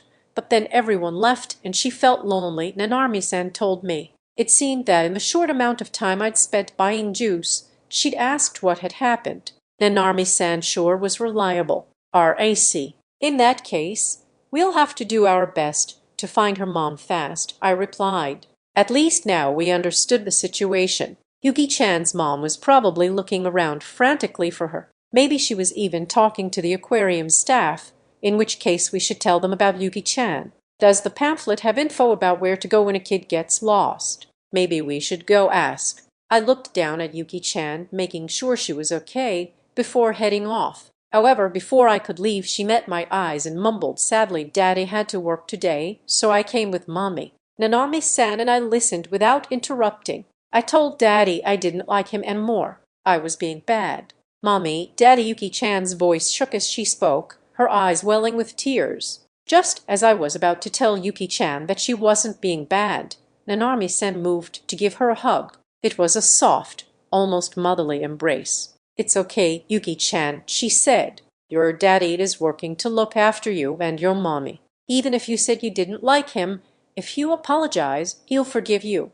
You do like your daddy, don't you? Yeah, I like daddy. I like my mommy and my daddy. Will daddy really forgive me? Of course he will. I fight with my daddy too, but we always make up, so it'll be okay. Your daddy loves you too, Yuki-chan. Yuki-chan smiled with relief, tears still spilling down her cheeks. All I could do was stand there and watch the two of them. Nanami-san was truly incredible. There was no way I could have helped the little kid calm down like this. All jokes aside, she was going to be a great mother one day. Once Nanami-san had made sure Yuki-chan was calm, Nanami-san stepped away and the two girls smiled at each other. Yuki-chan's eyes were still full of tears, so I took out my handkerchief and gently wiped them away. Tears dried, Yuki-chan hopped off of her chair and bowed in an adorable way. Thank you so much, Onie-chan and One-chan, she said. She was a polite girl. Nanami-san seemed absolutely taken by just how cute Yuki-chan was, almost like she was holding back the urge to squeeze her. With puzzled eyes, Yuki-chan looked up at Nanami-san, timidly reaching her hands out toward us again. And, like before, Nanami-san and I took one hand each. As we started walking, looking for Yuki-chan's mother, Yuki-chan looked up at Nanami-san and said admiringly, One-chan, your boobies are bigger than mommy's. She then turned to me. Do you like her boobies too? Onie-chan? Wow, she sure dropped a bomb there. How am I supposed to respond? This has to be one of those innocent questions that only children can ask. But wait a minute. What does she mean by two? Is her father the kind of person who says things like that as a joke? Isn't that being a bad influence on her? As I struggled to find the right response, Yuki-chan mumbled, almost to herself, I like mommy's boobies. When she hugs me, they feel soft and they smell good. I really like them. Oh, that's what she meant. As I apologized in my mind to Yuki-chan's father, even though I'd never even met him, I continued wondering what to say. Meanwhile, Nanami-san was blushing but looking at me expectantly. I couldn't mess up my response here. I had to choose my words very, very carefully. I like everything about Nanami One-chan, I finally said, not just her boobies. You like everything about your mommy too, right? Not just her boobies. It's just like that. Yeah, I like everything about mommy too. We're the same, aren't we? Yuki-chan asked. The idea that she and I were the same seemed to settle Yuki-chan completely. She looked at me, her face bright with an adorable smile. Nanami-san, too, seemed satisfied, as she sent me a wink. I guess I'd managed to get my answer right after all. Even so, saying boobies in public was super embarrassing. Plus, I'd said it multiple times just now. Embarrassment aside, though, having Nanami-san winked at me for the first time made saying it worthwhile. After that, We managed to find the aquarium staff and explained the situation. It seemed they, too, had been looking for Yuki-chan, as they immediately led us to where her mother was waiting. They had asked her mother to wait in the staff room in order to prevent her and Yuki-chan from missing each other or getting into an accident somehow. She must have been beside herself with worry the moment we stepped into the staff room. Yuki-chan's parents saw their little girl safe and sound. With tears in their eyes, they called out her name. "Wait a minute." "Parents, Yuki-chan," the mother exclaimed. "Yuki," the father shouted. "Auntie and Daddy," Yuki-chan said, hardly believing her eyes. That's right, both Yuki-chan's mother and father were waiting in the staff room. I thought Yuki-chan's father hadn't come with them. Yuki-chan and her parents ran toward each other and embraced, overjoyed at their reunion. After hugging for a while, Yuki-chan spoke first. "Daddy, I'm sorry I said I didn't like you." "I love you, Daddy," she said, apologizing to her father. "I'm sorry too," the father said. "I didn't keep my promise to you." "I love you, Yuki. I'm so glad you're safe." "One-chan and Omiai-chan were with me," Yuki-chan told him. "Nanami-san and I had been trying to leave now that the family was safely reunited. But when Yuki-chan's parents saw us, they immediately came up to us." "Thank you so much for finding Yuki," the mother said. "I don't know how I can possibly repay you. This is all because I took my eyes off of her." "Yes, thank you," the father added. "After rushing to finish my work and finally managing to join my wife, she told me Yuki was missing. It's all my fault." Both parents bowed deeply as they thanked us. The father must have been working pretty hard to keep his promise to Yuki-chan. At least they were able to make up in the end. "Everything turned out okay, right, Yuki-chan?" With the two adults still bowing to us and Yuki-chan copying them, Nanami-san and I didn't know what to do. "Words really aren't enough," the mother continued. "If you haven't had lunch yet, can we at least treat you?" "Oh, no, that's really not necessary," I said. We really hadn't done anything special. I thought it best to decline. Just then, Nanami-san spoke up, sharing with them what she hadn't shared even with me. "Oh, that's kind of you, but we're okay. We've actually brought bento for lunch. Now you're all together. Please enjoy your time as a family, just the three of you." Her words caught me by surprise. "I see. So the large bag Nanami-san was carrying was filled with bento. How lucky am I to be able to eat Nanami-san's bento even on a day we are off school. Wow, I can hardly wait. Nanami-san must have thought of making them to surprise me. Man, I should have thought of something to surprise her with too. My bad." We went back and forth with Yuki-chan's parents as they insisted on thanking us somehow, but we continued to firmly decline. I, too, wanted them to be able to spend time together as a family since it was the weekend. In the end, Yuki-chan added her own request. "Oniai-chan, One-chan, thank you so much," she said while looking down at her feet. If you don't mind, will you take a picture with me?" Is she looking down because she thought we'd say no? Or is she just bashful? When we said yes, Yuki-chan smiled happily. We then all left the room as the staff, too, thanked Nanami-san and me for our help. We decided to take our photo over by the penguins, which were Yuki-chan's favorite animals. With 4 different phones, Yuki-chan's parents, Nanami-san's, and mine, we took photos of Yuki-chan sandwiched between Nanami-san and me. "Thank you, Oniai-chan and One-chan. Bye-bye," Yuki-chan said as she waved at us energetically. As if we had only imagined her downhearted state from earlier, Yuki-chan had become a spirited little girl. Of course, that must have been her usual self. She and her parents, who continued to bow to us, then went on their way to enjoy the aquarium, though since we were still in the aquarium too, there was a chance we might run into them again. Nanami-san and I continued to wave at them until they were completely out of our sight. Once we'd stopped waving, I looked down at the photo of the 3 of us. What was this feeling? It seemed like, doesn't this photo make it look like you and I have a daughter? Nanami-san asked before I could voice the thought. "This is gonna be a really great memory, huh?" She didn't look embarrassed or as though she were making fun. In fact, the smile on her face was full of motherly affection. I couldn't take my eyes off of her, and in that moment my stomach let out the loudest of growls, a growl so loud that the people around us must have heard it. As I stood there blushing, Nanami-san quivered, trying to suppress her laughter. I guess it was just about lunchtime.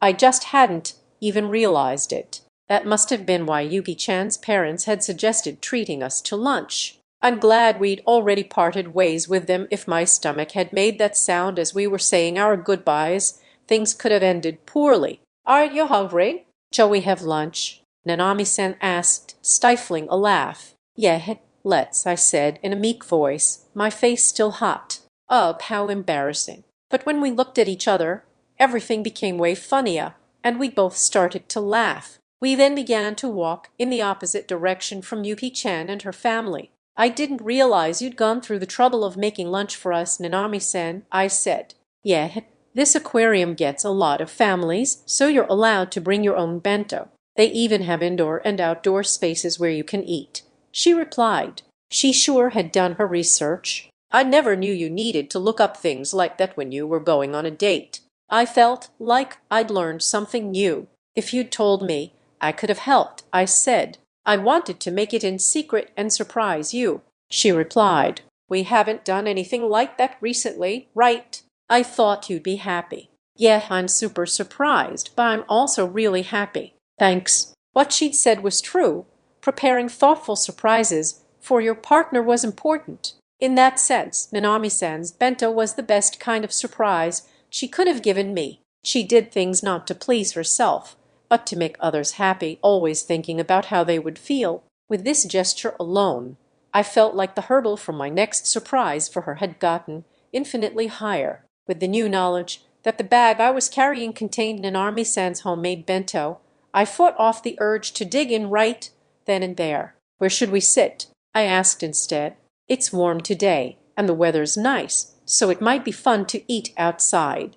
I was just thinking that. I brought a picnic blanket too, just in case. Not one to let anyone down, Nanami-san had come prepared. At this point, I couldn't help reproaching myself for being caught up with my hair and failing to make any proper date plans. Actually, no. I'd have time to reflect later. Right now, I had to enjoy my time with Nanami-san. Using our pamphlet as a guide, we left through the exit that led to the park. As we stepped out, we were greeted by a cloudless sky and a pleasant breeze that caressed our cheeks. Families and couples with their picnic blankets were sitting on the lush grass, happily scaffing their lunches. Further ahead were wooden tables and chairs, but barely anyone was using them. Wow, it's pretty nice out here, I commented. Shall we sit around here on your picnic blanket? Yeah, that'd be great, Nanami-san replied. The weather was so nice, I couldn't help being grateful for it. What a stunning place to eat lunch. Once we found a suitable spot, I pulled the picnic blanket out from Nanami-san's bag and laid it out on the grass. It was decorated with little stars and was the perfect size for the two of us. Of course, I'd asked for Nanami-san's permission to open her bag, but I'd still felt nervous about doing it. With us both seated, Nanami-san took out several bento boxes and, with a little tardar, opened them up. Inside were colorful sandwiches with various fillings, omelets, wiener sausages, deep-fried shrimp, boiled vegetables, and a salad of lettuce and cherry tomatoes. Everything was bright and beautiful, and there was more than enough there to feed the two of us. The bento pretty much captured happiness in food form. But wasn't this a little too extravagant? Were we celebrating something? Well, wasn't making all this a lot of work? This is way more food than the bento you make for school, and it all looks amazing, I said. I can't make anything elaborate during the week, so I might have gone a little overboard. Today Sayer and even my mom got up to help me. I thought that our usual bento was plenty elaborate, so to hear that this was even more so meant I had to eat it with much more mindfulness and care. At any rate, I started off by taking my usual bento photos. If possible, though, I also wanted to take a photo together with Nanami-san. Just as I thought that, a voice caught my attention. "Can I take a photo for you?" someone asked. When we turned to see who it was, we were met by the sight of the staff member we'd met while helping Yuki-chan. It seemed they'd seen us while making their rounds and stopped by to say hello. That would be great. Thank you so much, I said. It's my pleasure, the staff member replied. Nanami-san and I gave them our phones and proceeded to sit next to each other on the picnic blanket. Once comfy, Nanami-san slipped her arm through mine and pressed her body against me. She was as close as she was this morning, no, even closer this time. Okay, great. Here we go. Say cheese. I was a little surprised for a moment, but seeing how happy Nanarmi-san looked, I couldn't help but feel the same way. I think Nanarmi-san and I both had genuine smiles on our faces as the staff member took photos of us. Once they were finished, the staff member thanked us again for our help and then continued on with their rounds. As they left, they let us know that if we ever wanted someone to take a photo of us, we could always ask the staff. Apparently, that was how other people got their photos taken as well. At least I knew now. Maybe we could do that next time. The photos the staff member had taken of us beautifully captured not only Nanami-san and me, but also the bento Nanami-san had made. Oh, I see. That's why she came so close to me. I guess that makes sense. I would have been happy if she just wanted to be close to me, but that was probably asking for too much. Well then, thanks for the food, I said as always, putting my palms together. Bon appetit, Nanami-san replied in kind. Maybe I'll start with a sandwich, I thought. There's tuna and cucumber, egg salad, ham and cheese, tomato and lettuce, and what are these red and black ones? Oh, that one's strawberry jam, and that one's chocolate cream. I thought we could use some sweet ones too, Nanarmi-san explained. Oh, I see. And which ones did you make, Nanarmi-san? I made the tuna sandwiches and the egg salad sandwiches. Then, maybe I'll start with the egg salad one, I said, picking one up. Its surface was golden. The bread had been toasted. There was a crispiness to the surface when I bit into it.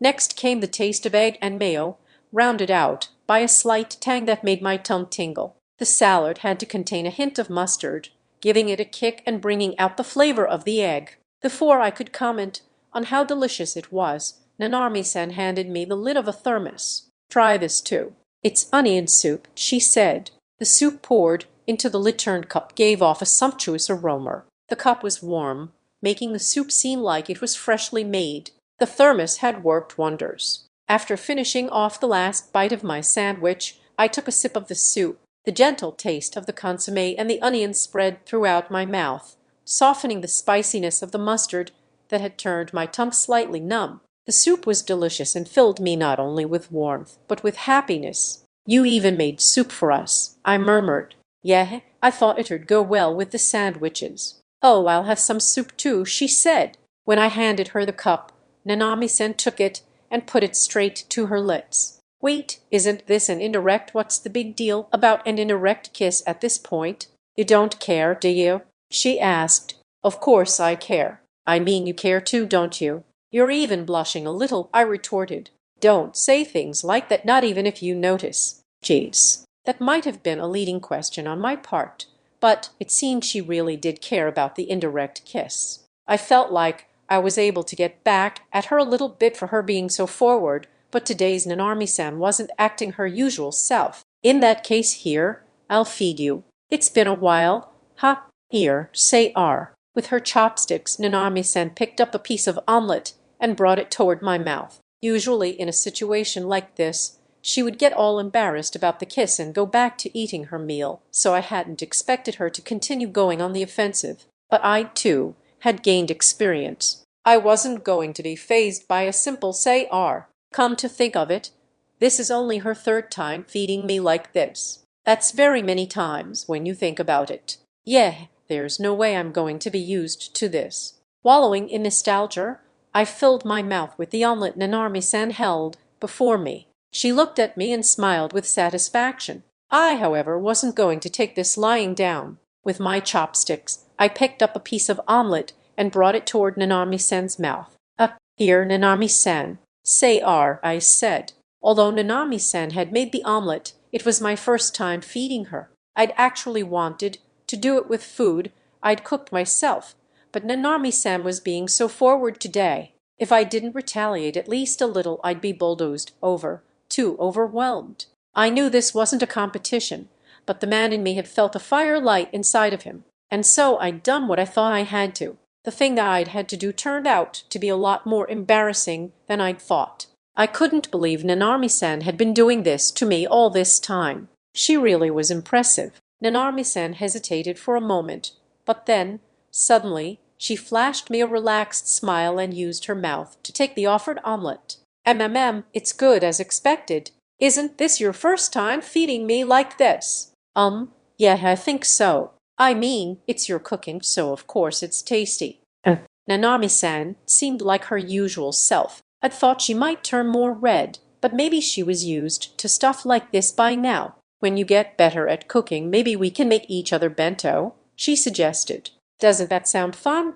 It should be fun to make them together. True, I'll work on it, I said. After that, Nanami-san continued chatting happily about our future. Oh, I get it. With that one gesture in mind, Nanami-san must have imagined all that. That's why instead of getting embarrassed, she seemed kind of happy about it. Making bento for each other.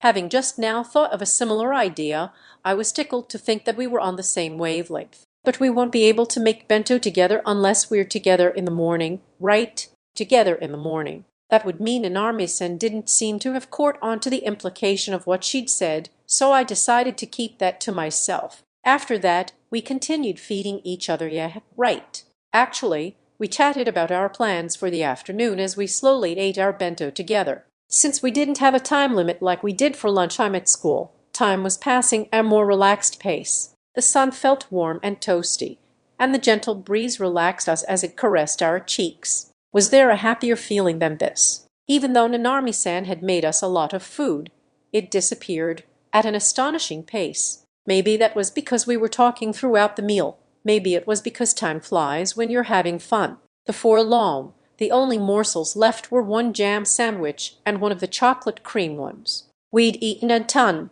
The remaining sandwiches were sweet, so I'd left them till last, thinking they were best for dessert. I was glad that we had one left of each. Which one do you want, Nanami-san? I think I'd like the strawberry one. What about you? Perfect. I was just thinking I wanted the chocolate one. The chocolate one, got it. Here you go. Nanami-san took the chocolate sandwich and offered it to me, but when I tried to take it, she pulled her hand away. She then flashed me a devilish grin and brought the sandwich toward me for the second time. I see, so she wants the last hour, Eating a sandwich directly from her hand was an amazing thought. It was on a totally different level from eating an omelet from a pair of chopsticks. You know I'm gonna do the same to you after this. Right, Nanami-san. And you know I'd love that, she teased. Despite declaring my intention to retaliate, Nanami-san had seen it coming. Well, there went my escape route, not that I had any chance of escape to begin with.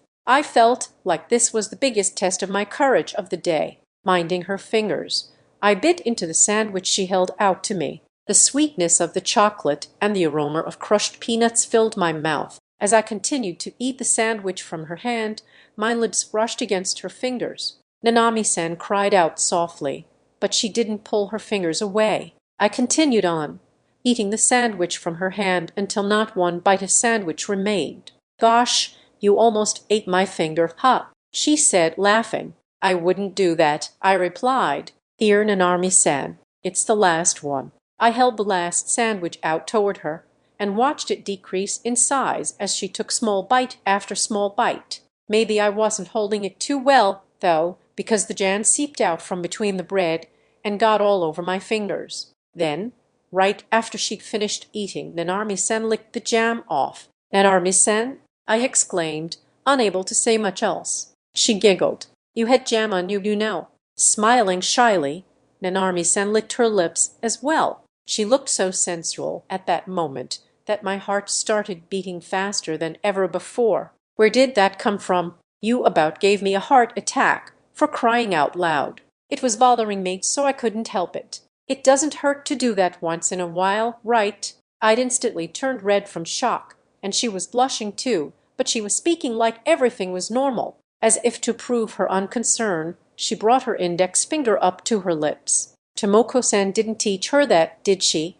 I wondered, overwhelmed by the progress in Nanami-san's forwardness. As we carried on this way, we finally emptied the bento boxes. Thanks for the meal. Everything was delicious, I said, bringing my palms together to express my gratitude. You're very welcome, she said. This, too, was our usual exchange. Nanami-san laughed happily. Wow, we sure ate a lot. I was worried we might have leftovers, but I guess there was nothing to worry about. Yeah, we really did. I'm surprised I was able to eat so much. Having cleaned off our bento, we proceeded to put away the bento boxes and relax on the picnic blanket, completely stuffed. That, combined with the warmth and the sense of security I felt from having Nanami-san beside me, made me feel rather sleepy. I even started to yawn. This must have been the first time I'd yawned while I was with Nanami-san. I thought I was being rude to her by seeming like I was bored. Even so, I couldn't help it. I felt so comfortable. Yashin, are you sleepy because you're full? You're like a little kid. Here, lie down, she said, beckoning to me while gently patting her thighs. Am I supposed to take this as the opposite of our usual roles? But aren't we out in public? I asked. Isn't that why it's okay? She responded, answering my question with another question. I could only give a nod in response. It was true that I'd wanted her to let me do this. Plus, I was pretty sure I couldn't resist the temptation of the comfort that awaited me. I shuffled closer and lay down on my back, my head resting on her thighs. It was my first time using Nanami-san's lap as a pillow. Does it feel okay? I'm wearing tights today. They are not irritating, are they? She asked. Did you, by any chance, wear tights in preparation for this? It would be a little embarrassing letting you do this with my bare legs. Plus, I thought this might be warmer for you. It's great. They really don't bother me at all. It's the best, Nanami-san. I didn't mean that Nanami-san's thighs were the best. The best thing about lying there was Nanami-san's thoughtfulness. I hoped what I'd said had come across okay. Before, she had described my lap as a firm memory foam pillow. If that was the case, then Nanami-san's lap was more like a soft, high-end down pillow. It felt so good. I was so sleepy my mind was clouding over. I felt like I was going to end up saying something weird. You can take a nap. I'll wake you up, she whispered, patting my head as I started to drift off. That day, no. For a while now, I felt like I'd been taking more than I'd been giving when it came to Nanami-san. I felt pretty bad about that. Today I wanted to express my thanks to you, she said, as if she sensed what I was feeling. I have so much to thank you for, so please don't worry about anything. But I haven't done anything for her to thank me for, even though I thought that my mind was starting to shut down given the comfortable state I was in. Thank you, Yashin. I like you. I really, really do. Feeling relieved of all my worries, I sank into a state of slumber. Whether I was able to articulate a me too in return and whether those words reached her I wasn't able to tell. I was dreaming. It must have been a lucid dream, the kind where I could tell I was dreaming. The reason I knew was because Nanami-san was standing in front of me. It was Nanami-san from that memorable day when she turned completely red and confessed to me as part of a dare. I was dreaming of the very start of our relationship. Back then, I'd never imagined I would one day rest my head in her lap and dream a dream like this. Things sure had changed both for her and for me. What would have happened if I'd said no to her back then? Would I have just continued the same as always when I'd spend my every day walking to and from school and playing games? Sure, that would have been fun in its own right, but compared to the days we spent together now, there was no contest. Would Nanami-san have started going out with some other guy and gone on dates with him instead of me? Just thinking about it made me feel sick. I'll like you, so will you go out with me? Before me was the same situation, the same expression, the same words. The only difference was that no bucket full of dirty water came falling from above, so my reply wasn't taking place in the nurse's office. And because it was a dream, the whole situation was playing out in a much more favorable fashion. I smiled as I gave her my response. I like you too, Nanami-san. When she heard my response, the Nanami-san in my dream smiled. It was just like the way she'd smiled the first time, and that was when I woke up. Oh, Yashin, are you awake? When I opened my eyes slowly, I saw Nanami-san, the real-life Nanami-san. She was gazing down with a soft, gentle smile. Good morning, Nanami-san, I replied, still kind of groggy. Was I out for long?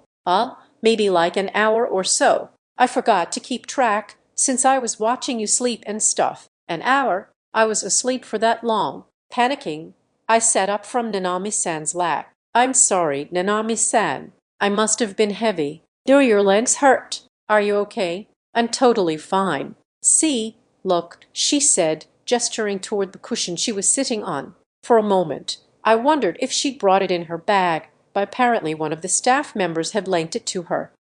Is she telling me the staff saw me sleeping with my head in her lap? And look, I got so many pictures. Smiling brightly, Nanami-san showed me her phone. She had taken numerous photos of me sleeping with my head in her lap. There was Nanami-san holding up a peace sign, with my head in her lap, and Nanami-san stroking my cheek, also with my head in her lap. There were many more too, of her stroking my hair, resting her hand on my chest, holding me tight. Wow, how embarrassing. In every single photo, I have a super goofy look on my face. In fact, I resented myself for not waking up as she was doing all that to me, especially when she'd been holding me like that. However, as she was flipping through the photos, I noticed someone aside from me and Nanami-san. It was, wait, is that Yuki-chan? I asked. Yeah, she and her parents just had lunch, so they'd come outside to take a little walk, she said. Yuki-chan was resting her head in Nanami-san's lap alongside me. Then there was another of Nanami-san hugging her tight. There were so many photos that made the three of us look like a young family. Don't tell me Yuki-chan's parents took all these photos of us. Yeah, they took a bunch, saying that it was to thank us for earlier. Wow, I didn't even notice. They should have woken me up so I could say hi. Still, they were all adorable photos. Yuki-chan, too, was smiling, so much so that you couldn't have guessed how much she'd been crying before. As I continued scrolling, I came across the two final photos, one of Yuki-chan kissing Nanami-san on the cheek and the other of her kissing me on my cheek. Yuki-chan is so mature for her age, Nanami-san said. She kissed both of us goodbye before she left. Having a daughter like her must be fun. Seeing Nanami-san smile so adoringly, I felt regret welling up inside of me for not having woken up. It's not like I had a Lolita complex or anything like that. It just seemed like a tremendous loss not being able to witness such a heartwarming scene in action. Plus, I missed out on the chance to say hello to Yuki-chan's parents. Just as I was coming to accept the fact that what was done, I finally realized that Yuki-chan and her family were no longer present. Did they already go somewhere else? I asked. Yeah, they were going to go see the dolphin show, Nanami-san said. Oh, I see. A dolphin show must seem really exciting for a kid. Hey, wait a minute. Dolphin show? Oh, crap. Did I oversleep and make us miss the show? Hold on, weren't you looking forward to the dolphin show too? You should have woken me up, I said. But you were sleeping so comfortably, I felt bad waking you up. Oh, come on, don't look like that. Nanami-san squeezed my cheeks to pacify me as I turned blue from panic. Besides, she continued, but before saying anything more, she shifted around so that her head was on my lap. It was the same position we usually took in her room. We came to the aquarium. We had lunch. We relaxed, and, to top it all off, being able to promise we'll come back again to enjoy the show next time is pretty nice too, don't you think? Are you, by chance, trying to make me feel better? That's not it at all. This is how I actually feel. We'll make another promise, come back to this aquarium, and talk about how we couldn't see the show the first time. We're both gonna laugh about it. Nanami-san giggled as if she were enjoying the situation, while I stroked Nanami-san's hair, not saying a word. The smooth, silky texture of her hair tickled my fingertips. When she saw me, Nanami-san laughed even more happily. I think that even if we mess up or we end up taking some kind of detour, or even if we fight, I want us to have the kind of relationship where we can turn even that into a nice memory. Her speech grew softer toward the end, as she began to doze off in my lap. As uncharacteristic as it was for me, hearing her say that made me so happy that I nearly cried. Stroking her hair as her eyes fluttered closed, I whispered, "Shall we stay like this a bit longer?" "Yeah, my legs fell asleep a little, so we'll switch." With that final remark, Nanami-san fell asleep. She must have been really tired. After all, she had made all that bento for us. Her sleeping face, which I was seeing for the first time, was adorable, so completely different from my own idiotic face in the photos. Watching her certainly did make it easy to forget the passing of time. In fact, I couldn't think of anything better. As I sat there enjoying the view, I stealthily snapped a photo. Nanami-san had taken pictures of me, so this was okay, right? She got mad I could just delete it later. My current wallpaper was the photo I'd taken of Nanami-san back when we'd gone to get boba, so I wondered if I should use the new photo for my lock screen. Oh, this photo, I thought, looking down at the selfie set as my current lock screen. Come to think of it, we took this together. It was then that I realized that a selfie was one of the ways we could take a picture of the two of us. But doing that every time is kind of embarrassing. Having someone else take it for us that time was better. Or would it be the same either way? Nar, I'm used to taking selfies, so having the staff do it is way better. I then took my jacket off slowly, so as not to wake Nanami-san, and draped it over her so she wouldn't get cold. It was a warm and sunny day, but since she was wearing clothes that exposed her shoulders, there was a chance she could get chilly. Doing so definitely wasn't because I would otherwise stare at the exposed parts of her body, and it 1000% wasn't because I wouldn't know where else to look. Still, perhaps I'd done the right thing, because Nanami-san grasped the jacket and mumbled, "Oh, Yashin, you can't hug me here. Gosh, you're such a baby tee-hee. Wait, I've never done anything like that, right? What the hell is she dreaming about? I mean, I guess I'm glad it seems like a good dream, but she isn't gonna say anything weird in her sleep, is she? Like, about the dare or something else I'm not supposed to hear about? Even if she did, I'd just have to pretend I didn't hear it. And then, after I'd gotten my fill of watching Nanami-san's sleeping face for about 30 minutes, she finally woke up. Oh, Yashin, I guess I fell asleep too. Huh? MMMO? Is this your jacket? Rise and shine, Nanami-san. Shall we go somewhere? What do you want to see? She mumbled an unintelligible noise before answering. I think I want to see a whale shark. Rubbing her eyes, Nanami-san, with a sleepy look on her face, glanced down at the jacket draped over her. She squeezed the jacket tightly and blushed. This must be the reason I dreamt you were holding me. Having just woken up, Nanami-san probably thought that I couldn't hear her mumbling to herself, but even so, her words reached my ears. So that's what she was dreaming about. I should pretend I didn't hear her. It's not good to embarrass her too much. We ended up taking it easy. Ha! It's already so late. Time sure flies when you're having fun. Nanami-san stretched, twisting around a little, but since her skirt was on the shorter side, no, there's no need to say any more. Well, I guess we both ended up falling asleep. Shall we go see the whale sharks as our last stop, then? I suggested. Yeah, let's go, let's go. I stood up and offered Nanami-san my hand, but when she took it, I pulled a little too hard and she fell right into my arms. As I lost my footing, I tried to support her, but at that moment she leaned in closer and whispered in my ear. "Did you see?" she asked. That alone made my heart skip a beat. So it was true that women were sensitive to others' gazes. I feigned ignorance as Nanami-san flashed me a toothy grin and began putting away the last of our belongings. At least she was enjoying herself. I felt a mysterious sense of sadness and regret once we'd finished cleaning everything up, but I reached my hand out toward Nanami-san next to me. Unlike a moment ago, I took her hand as she smiled gently at me and we started walking once again. In that short amount of time, I realized girls could have a wide range of expressions, childish smiles, sexy smiles, and even smiles full of affection, and every single one of them was probably genuine. As we walked, we came across tanks with sea turtles and jellyfish floating inside, so we enjoyed the view as we made our way toward our destination, a giant tank in the shape of a tunnel with oversized fish swimming inside. As soon as we arrived, we were overwhelmed by the view. "Wow, there are so many giant fish," Nanami-san said, gazing around in wonder. "Yeah, it's pretty incredible. It's way more than I imagined." The dimly lit aquarium was illuminated by the pale blue light from the tunnel-shaped tank. We saw not only large fish inside, but also schools of smaller fish, crabs, and sea creatures that we couldn't even name. It almost felt as if we were walking on the bottom of the ocean. Oh, look, look! There are dolphins. We may have missed the show, but they are super cute, even when they are just swimming. And the manta rays are so big. What's that one?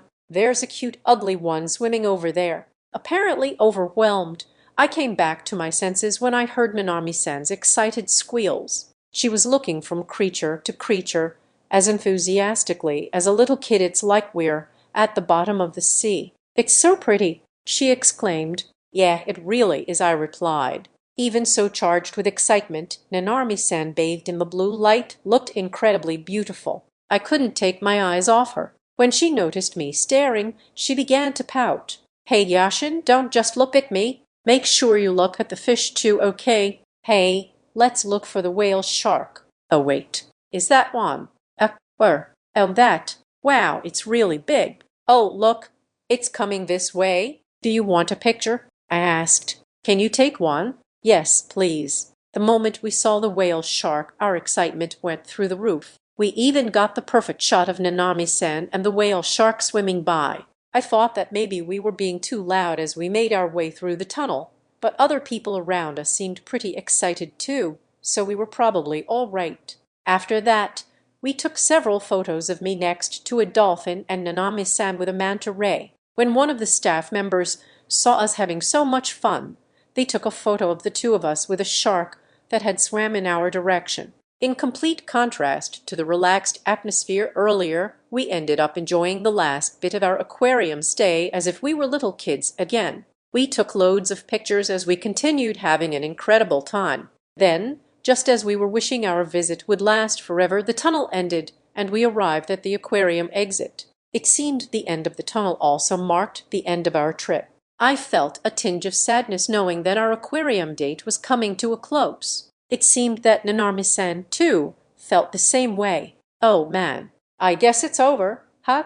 Nanami-san murmured sadly. I couldn't help feeling sad too. Yeah, but let's come again sometime. Next time, we can watch the dolphin show together. I smiled to try to blow away our mutual sadness, and Nanami-san smiled back at me. I wasn't pushing myself too hard. Of course we could come back here. Besides, I wanted to end our date with our mutual feeling of excitement intact. Precisely because the date had been so much fun, it would be a waste for us not to enjoy it until the very end. When I looked back at the exit, I realized the gift shop was close by. That was when I had an idea. I pointed to the restroom right next to the gift shop. Nanami-san, since we're at the exit, I think I'm gonna go to the restroom real quick. Oh, right.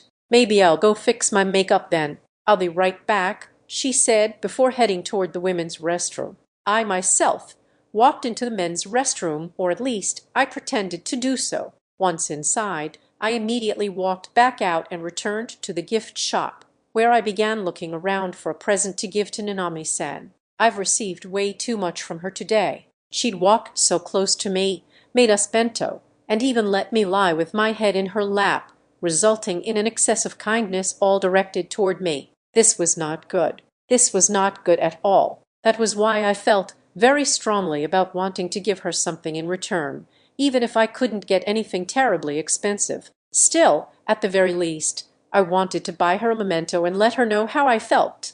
That was what had led me to rummaging around the gift shop. Just as I finally bought what I thought seemed suitable and returned to the front of the gift shop, Nanami-san came out of the women's restroom.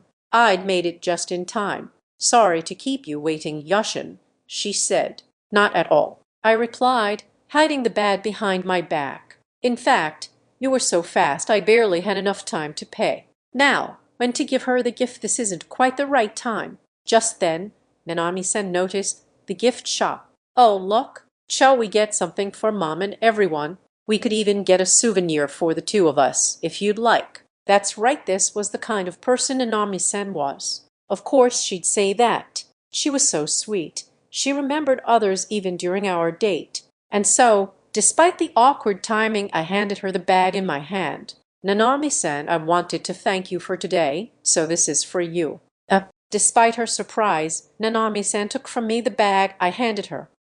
This, she murmured, taking out a pink dolphin cell phone charm and a small whale shark plushie. I'd bought 2 matching cell phone charms. I showed Nanami-san the blue one I'd purchased for myself. I'd wanted to wrap the gifts up nicely and give them to her, but, well, let's just say that this kind of misstep was very characteristic of me. That's my excuse, anyway. You gave me so much today, so I wanted to give back a little. I hope you like it, I said. They match. I am so happy. but today was supposed to be my day to thank you.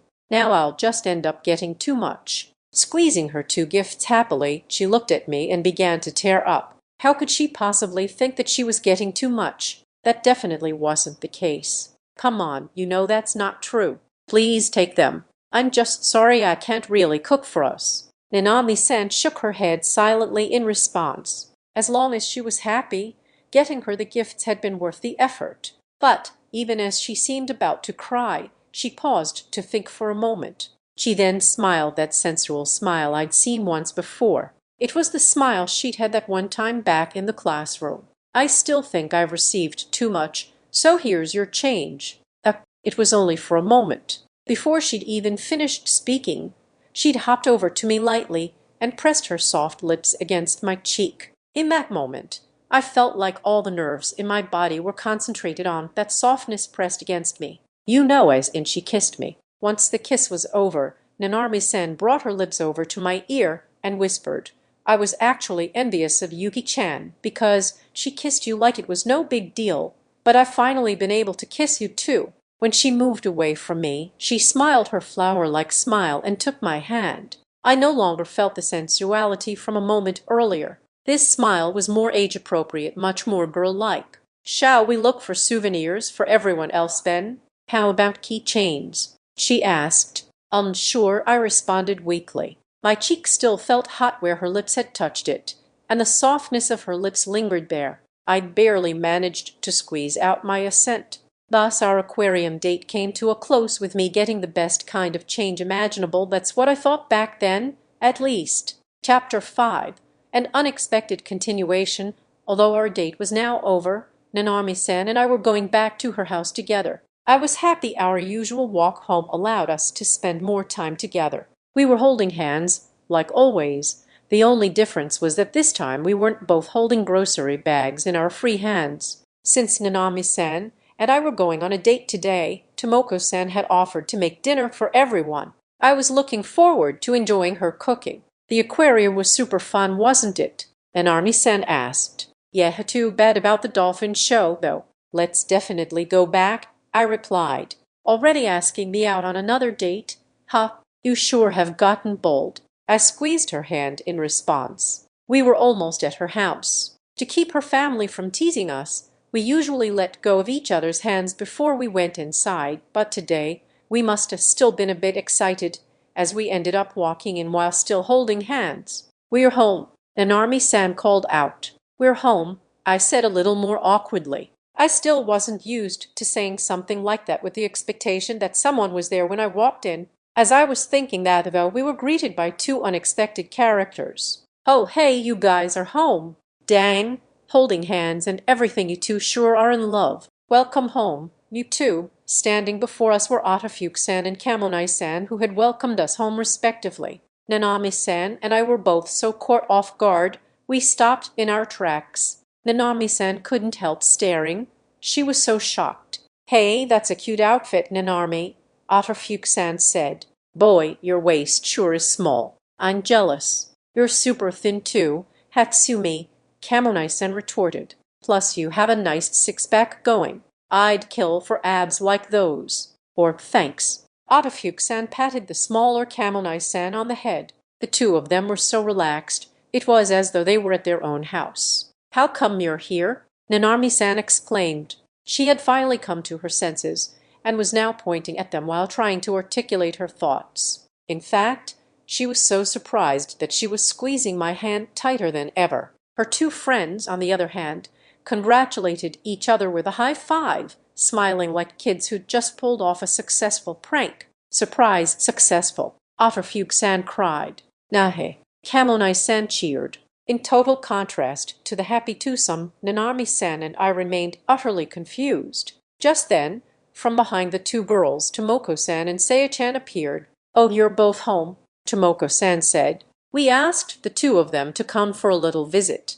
Hatsumi and Aimi were both waiting for you guys. All four of us made dinner together, so you have a lot to look forward to," Sei-chan chimed in. She was breathing through her nostrils and making fists in front of her chest, as if pumping herself up before a fight. Otofuke-san and Kamonai-san, however, were blushing and seemed slightly embarrassed. Tomoko-san was looking at the two of them warmly. "Wait, what in the world is going on?" I wondered. Nanami-san and I just looked at each other quizzically. When I tried to ask her with my gaze whether she knew about this, she shook her head to indicate that she, too, hadn't a clue what was going on. I was a little surprised that she understood what I was trying to ask without me having to say it, but I was also surprised that she didn't know about anything either. "Now I feel a little bad about this. Nashin-kan," Tomoko-san said before trailing off. "Is something wrong?" I asked. "Would you mind staying over at our house this evening?" "Oh, don't worry about a place to sleep. I'll set up a futon in Nanami's room." "Excuse me," I shouted. Nanami-san exclaimed. Having been hit with that particular bombshell, Nanami-san and I let go of each other's hands in mutual shock. "Wait, stay over? Here? What could that possibly mean?" Nanami-san looked just as confused. I could practically see the question marks floating around in her head. Same here." As we stood there in shock, Otofuke-san and Kamonai-san came to our assistance and explained the situation. "Gen-san isn't here today," Otofuke-san said. "He got invited by an old friend to go out drinking," Kamonai-san added. "Gen-san, do they mean Kairo-san? Wait, is it normal to call your friend's father that way?" Although entirely bewildered by the unfamiliar practice, I realized they were right. Kairo-san wasn't there. Usually when Nanami-san's family greeted us at the door, everyone home was present. I hadn't noticed, given how confused I was. But how did that lead to me sleeping over? "Dad said that since he can't take you home, you should just stay over tonight," Sei-chan explained. "That I can just walk home. That way I wouldn't need to stay over. No, walking around late at night can be dangerous," Tomoko-san said matter-of-factly. "Plus, us girls would feel a lot safer with another man in the house." "Is that how it is?" "Even so, there's still one problem. But we have school tomorrow, so I'll need my uniform and stuff," I said. "Oh, don't you worry about that.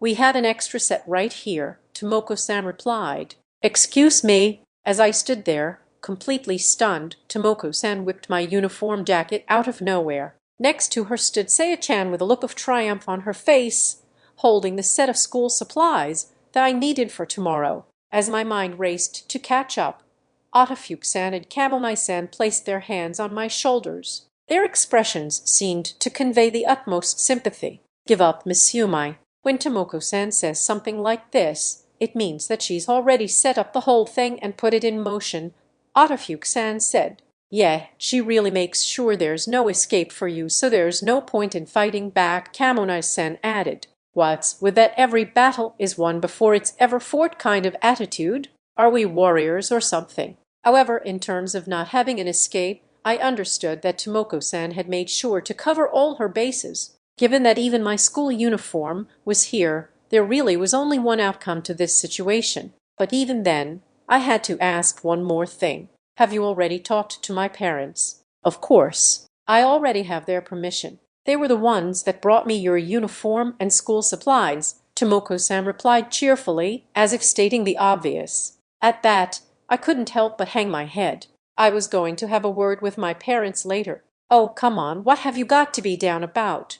Otofuke-san asked. "Being able to stay at your girlfriend's house and having permission from both sets of parents. That's a pretty sweet deal." "That's right," Kamonai-san added. "I'm so envious. I'm not even allowed to stay over with my boyfriend, so you should be thrilled." "That's because you screwed up that one time," Otofuke-san pointed out. "Excuse me, but how are you supposed to stop yourself when you're with the person you like?" Kamonai-san asked, pouting. I was too scared to ask what Kamonai-san had done, but the two girls did have a point.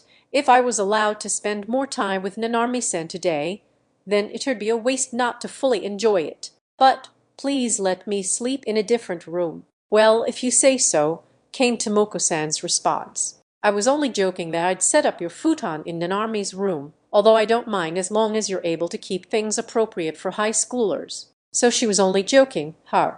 No, of course, I'm not disappointed. I feel relieved, in fact, because I'm not sure if I would be able to keep myself from doing something. Regardless, I'll be able to stay with Nanami-san for the rest of today. Just then, I realized that I hadn't heard Nanami-san's voice throughout this whole ordeal. "Nanami-san?"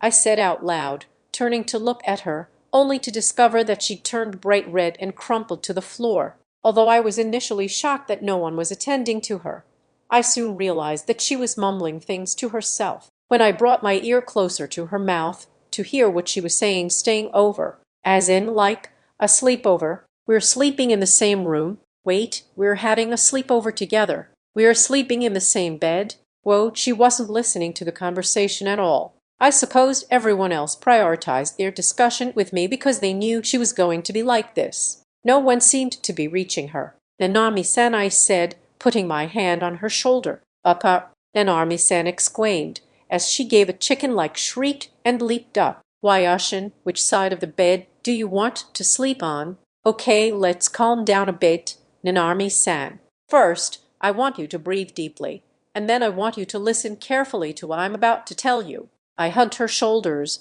while breathing deeply, trying to calm her down. Seeing me, Nanami-san also took a few deep breaths to gradually calm herself. "How are you doing?" I asked her. Sorry about that. My mind was just a complete mess there." "So, what's going on?" Now that she was slightly calmer, I explained what I'd discussed with Tomoko-san and the others. Nanami-san still seemed to burst into a fluster every now and then, but each time she took deep breaths to calm herself. "I see. Oh, wow. So I get to spend more time with you even after this then?" she said, once I'd finished. Those words made me happier than anything I could have imagined. I hadn't thought of it that way until someone pointed it out to me, but Nanami-san was already seeing the silver lining. We looked into each other's eyes and smiled shyly. "But then, hey, guys, do you want to actually come into the house now?" Atafuke-san asked, bringing us back to reality. "Right, we're still in the hallway." I'd totally forgotten. Embarrassed by her remark, we took off our shoes and entered the house, to be greeted by a warm welcome home. Nanami-san and I smiled and thanked them in response. I'm not sure if we could call this next portion of our day a date too, but I was incredibly happy that our time together wasn't ending quite yet. As I was deep in thought, Saya-chan flashed me a teasing smile. "You've got quite the harem going, huh, Oni-chan?" Nanami-san raised her voice in anger, but I couldn't help tilting my head. "Harem?" I asked. It seemed Saya-chan hadn't expected my reaction, as she continued, as if I knew what she was talking about. "Sure it is. You know, you're the only guy surrounded by a bunch of girls. Isn't that what all guys dream about? Where did you pick up things like that? Besides, there's no way this is a harem. I mean, Atafuke-san and Kamonai-san both have boyfriends, and Tomoko-san is married to Jinichiro-san. I'm only dating Nanami-san, so doesn't that mean it's not a harem?" "Whoa, you're giving an actual serious response," she replied, slightly taken aback. "Come to think of it, aren't you the only one here who isn't dating someone?" To be fair, I didn't mean anything bad by what I'd said. I'd simply been describing the situation. Even so, my thoughtless words seemed to cut Saya-chan pretty deeply. She slowly crumpled to the ground, pressing both her hands to the floor. Her sequence of movements, carried out in slow motion, was very smooth indeed. "Oh, no, wait. This is no time to be admiring the action." "Oh, damn," Atafuke-san muttered. "He said it now." Kamonai-san whispered beside her. By the time I realized what I'd done, it was too late. Atafuke-san and Kamonai were both smiling smugly, while Tomoko-san simply stood there with her usual smile. "Oh, come on, you shouldn't tease him like that. Why are you so bothered by his comment anyway?" Nanami-san chimed in. Even she was looking down at Saya-chan, her lips frozen in a somewhat perturbed smile. That was kinder horrible of me, I thought. But just as I braced myself to apologize, Saya-chan leaped up off the floor. "I'm gonna get a boyfriend too, you'll see. Someone who's not gonna lose to Oni-chan." With that, Saya-chan began wailing at the top of her lungs. She pointed at me as if declaring war and then ran out of the room. We all heard her run up the stairs and slam the door, so she must have returned to the safety of her room. Yeah, I'll definitely apologize later, I thought. "Yashin-kun dear, would you like black tea or green tea?" Tomoko-san asked. "Oh, green, please." "You got it." Shall we have a little chocolate on the side then? You guessed it, I was alone with Tomoko-san. Saya-chan was holed up in her room, while Nanami-san and the others had all gone off to do their own thing. There was a legitimate reason for the three girls leaving us together. As in, oh well, it's difficult to say let's have a little chat until the girls finish bathing. How about it, Yashin-kun?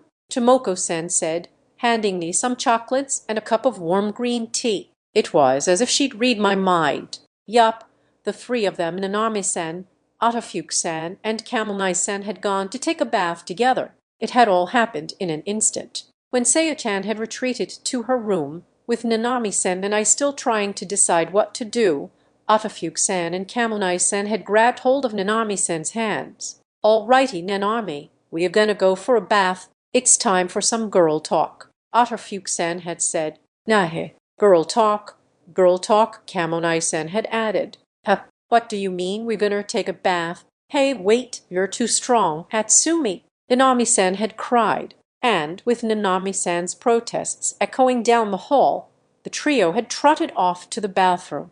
Honestly, I hadn't even had a chance to speak up. After that, the only ones left had been me, reaching out for thin air, and Tomoko-san. "Oh my, did you want to join them as well?" she asked. "I'm afraid our bathroom is too small for that." "That's not it at all," I'd immediately replied. "Oh really now? Then would you like to have tea with me until they come back?" Whoops, that makes it sound like I'm hitting on you. "I don't know about that, but if it's okay with you, I'd love to join you," I'd said, trying to rein her in. Being alone with your girlfriend's mom wasn't normal. I mean, what was I even supposed to talk about? I wished I could confer with Baron-san in times like these, but I couldn't very well pull out my phone in front of Tomoko-san. I'd have to get through this on my own. "There's no need for you to be so on guard," Tomoko-san said. "I heard you often talk with my husband while he drives you home, so I was just a little envious." I must have been more tense than I'd realized. When she pointed it out to me, I'd felt myself jump in my seat.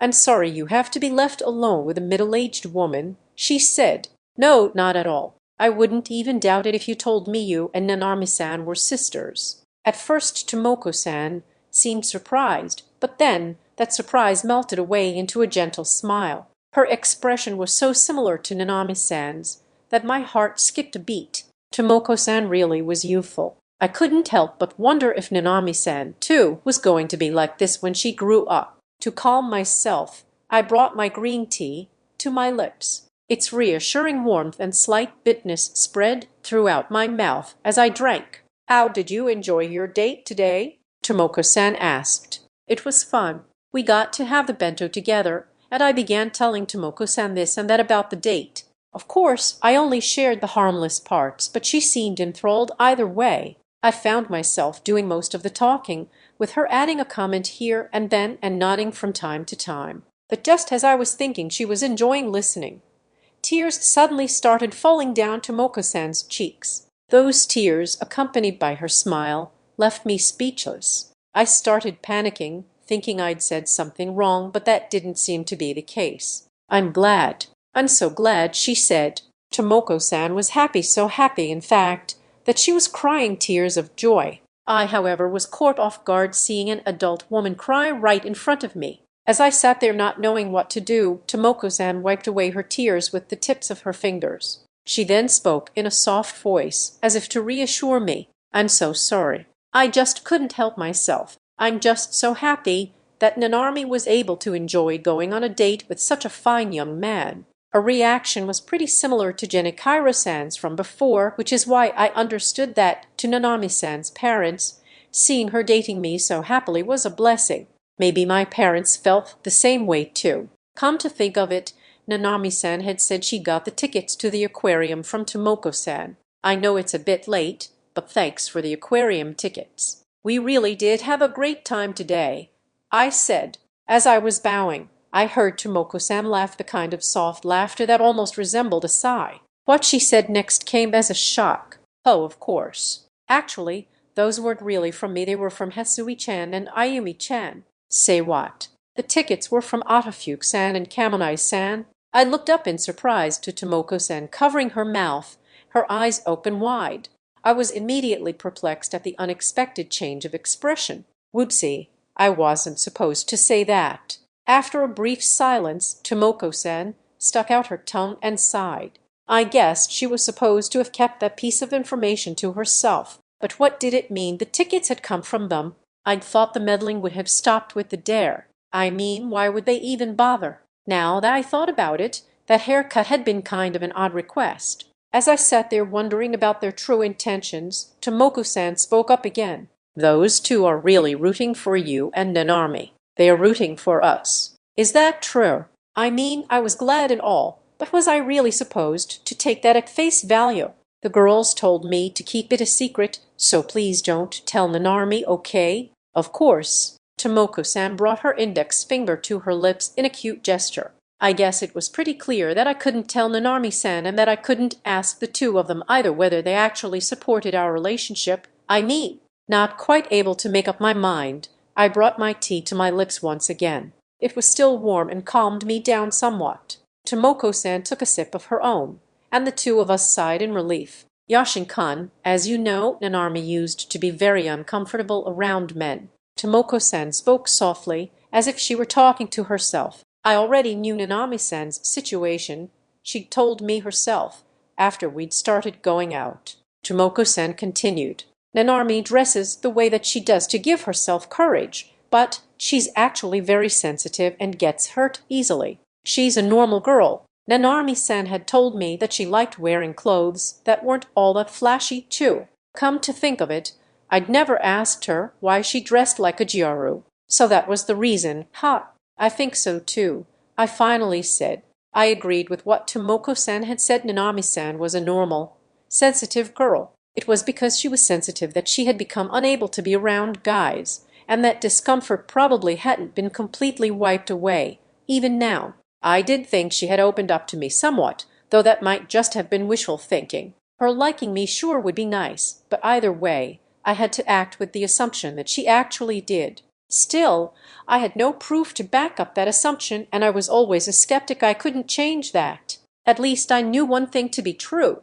If by going out with me, she could feel more comfortable, I'd be doing some good even if she didn't actually like me. Nanami-san is an important person to me. That won't change no matter what happens, I declared, trying to display my determination. Maybe this wasn't something you normally did in front of your girlfriend's mom, but I just felt I had to do it. Tomoko-san blinked a few times and looked surprised again. Then her eyebrows tilted slightly as she looked at me apologetically. I couldn't quite make sense of the expression. An important person. I'm so glad that someone would say that about her. It means as much as if someone said it about me, Tomoko-san said. Tomoko-san's words and expression didn't match up. She'd said she was happy, but her expression was one of sorrow. There was something odd about her response, but I couldn't quite figure out what that was. Yashin-kun, will you stay with Nanami from now on? Even if you two fight, will you make up and stay with her? I thought back on my date with Nanami-san, replaying her words in my head.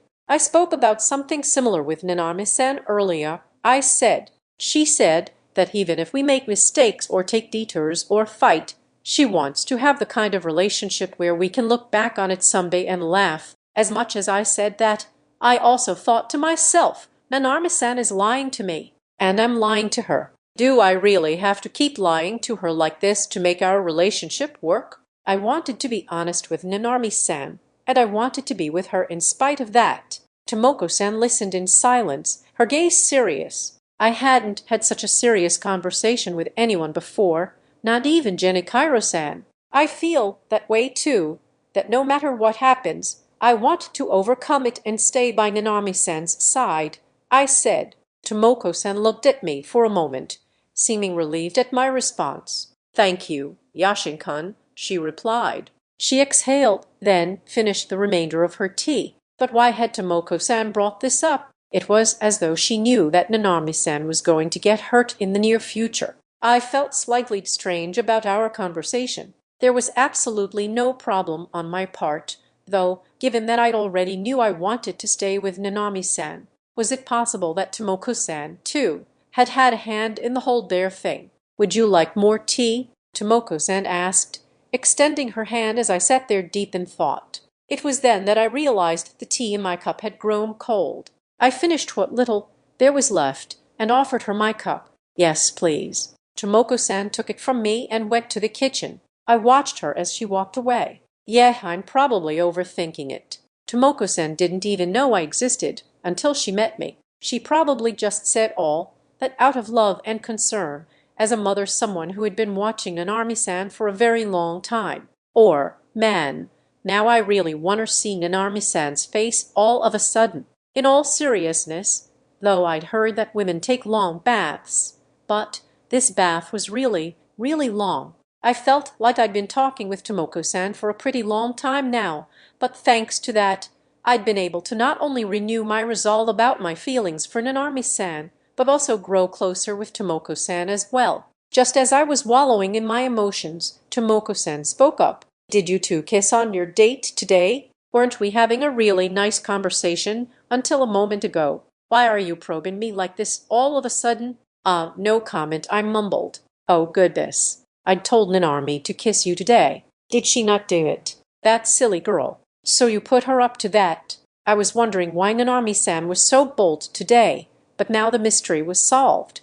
The serious mood from a moment ago had vanished in an instant, and Tomoko-san was back to her usual smiling self as she handed me my tea. Had I been drinking the tea when she'd asked about the kiss, I was pretty sure I would have spewed it all over the place. At that moment, I heard the voice I'd been wanting to hear. "Oh, hey, is it just the two of you? What were you talking about?" When I glanced in the direction of the voice, I saw Nanami-san standing there, fresh out of the bath. Her skin, refreshed and rosy, looked sexier than ever. I just couldn't stop staring at her. She was wearing a short-sleeved shirt that revealed her shoulders a bit. For bottoms, she was wearing denim shorts that looked kind of like hot pants. The overall look was pretty casual, perhaps because she'd just stepped out of the bath. I found myself in a conundrum of being taken by her, but also not knowing where to look. "Yashinkan was just telling me that the two of you kissed." "Well done, Nanami. Your mother is so proud." "What were you two talking about?" "The kiss was just on the cheek, ho. Tomoko-san and I had been talking, but we hadn't quite made it that far. Tomoko-san had just asked a leading question that Nanami-san had totally fallen for. I stuck to my policy of remaining silent. Nanami-san, too, seemed to realize her mistake. She clapped her hands over her mouth and glared at Tomoko-san, but Tomoko-san kept her cool and acted like she'd done nothing wrong. On the cheek, was it? Well, I'm glad that things are going so well between you. So tell me, who kissed whom?" "I'm not gonna tell you." "Geez," Nanami-san shouted, puffing up her cheeks out in anger, but one hand came up from behind and grabbed her shoulder, while another prodded one of her puffed-out cheeks. "What's this, Nanami?" Otterfuke-san said. "You said in the bath that it was a secret, so here I was trying to think of a way to get you to fess up. A peck on the cheek, huh? That's so cute," Kamonai-san added. The two of them had followed Nanami-san into the room. They, too, were wearing extremely casual clothes. I knew it was rude of me to stare, but Otterfuke-san was wearing a tank top and baggy sweatpants. Kamonai-san was wearing a loose-fitting dress that I assumed was a type of nightgown. Both outfits fit the individual perfectly. Otterfuke-san's revealed a lot of skin, but highlighted her healthy glow, while Kamonai-san's hinted at her childlike innocence. I looked again at all three of them as they began chattering, but I focused mostly on Nanami-san. Yeah, Nanami-san is definitely the prettiest of them all. She must have noticed me watching her, because she left the group and came over to join me, narrowing her eyes. "What's up? Were you looking at them because they are so cute?" she asked. Seeing Nanami-san's adorable display of jealousy, Tomoko-san and I looked at each other and chuckled. Nanami-san was getting all pouty. I couldn't help thinking how endearing it was. Tomoko-san must have felt the same way. Seeing me and her mother starting to laugh, Nanami-san tilted her head. Otterfuke-san and Kamonai-san looked at us blankly. I decided to say how I honestly felt, loud enough for all three of them to hear. "I couldn't help staring at you, Nanami-san. You're cute." Nanami-san now looked back at me blankly, unable to process my words, but then her face began to grow redder and redder. Her two friends whistled with teasing looks on their faces, while Tomoko-san smiled with satisfaction. I knew I was feeling a little worked up, but had saying that in front of everyone been too bold of me. WH what? Nanami-san repeated the same sound over and over, unable to fully respond. She really was too cute. I had to laugh. Well, then I was now in the room they shown me to. Nanami-san wasn't there, and neither was Tomoko-san. I was completely alone. It seemed this was the Barato family's study, one they didn't use very frequently. The floor had tatami mats, and there were only a few bookshelves. The room also seemed to serve as a guest room, as there was a futon inside. Following our earlier conversation, we'd eaten a meal that Tomoko-san had prepared for us. After that, I'd taken a bath, and then returned to the living area to chat more with everyone before I'd been shown to this room. Nanami-san was in her own room with Otofuke-san and Kamonai-san. They were probably still in the middle of talking about all the things girls talk about when they are together. Nanami-san had said that they were going to discuss the kiss we'd mentioned earlier. They'd actually even invited me to join them, but I'd politely declined. The idea of an introvert like me joining a group of giggling girls just seemed like too tall of an order. Instead, Nanami-san and I promised that, after they'd finished chatting, she and I would get to chat a little bit in the room I'd be sleeping in. Tomoko-san had already given her the okay. In fact, she'd encouraged the idea. Canyon, and that's where we're at now. Baron, hold on. I'm not really following here. The only thing to do while I waited was to report back to Baron-san on today's date. I had been intending to do it at home, but I'd somehow ended up here instead. Baron-san seemed completely bewildered, and Peach-san hadn't responded at all. I was pretty sure she was there, but it was rare for her not to say anything.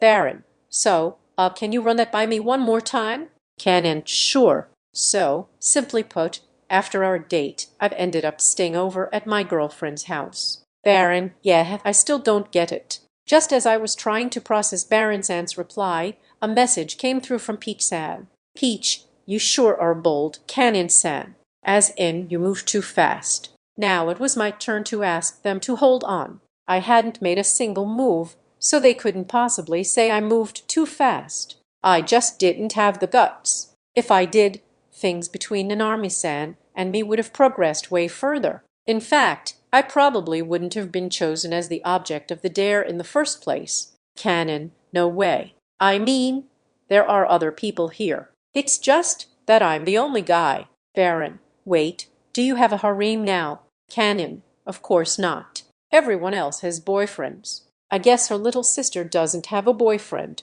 but she's only in middle school. Peach, you're in a love triangle with the little sister. Canon, absolutely not. Her little sister does want a boyfriend, but she's looking for anyone else but me. How did you arrive at that conclusion? Did you read a manga like that somewhere? Peach-san's interest seemed to have been piqued, but there would be no such turn of events. I felt like they were teasing me, but none of this related to what I wanted to ask. What I wanted to ask them was Canyon. So what should I do now? Baron, why don't you share a bed with her? Peach, let's have you sleep beside her. Both of them replied at the same time, almost as lightly as if they were telling me to go for a walk around the neighborhood. But I couldn't do that.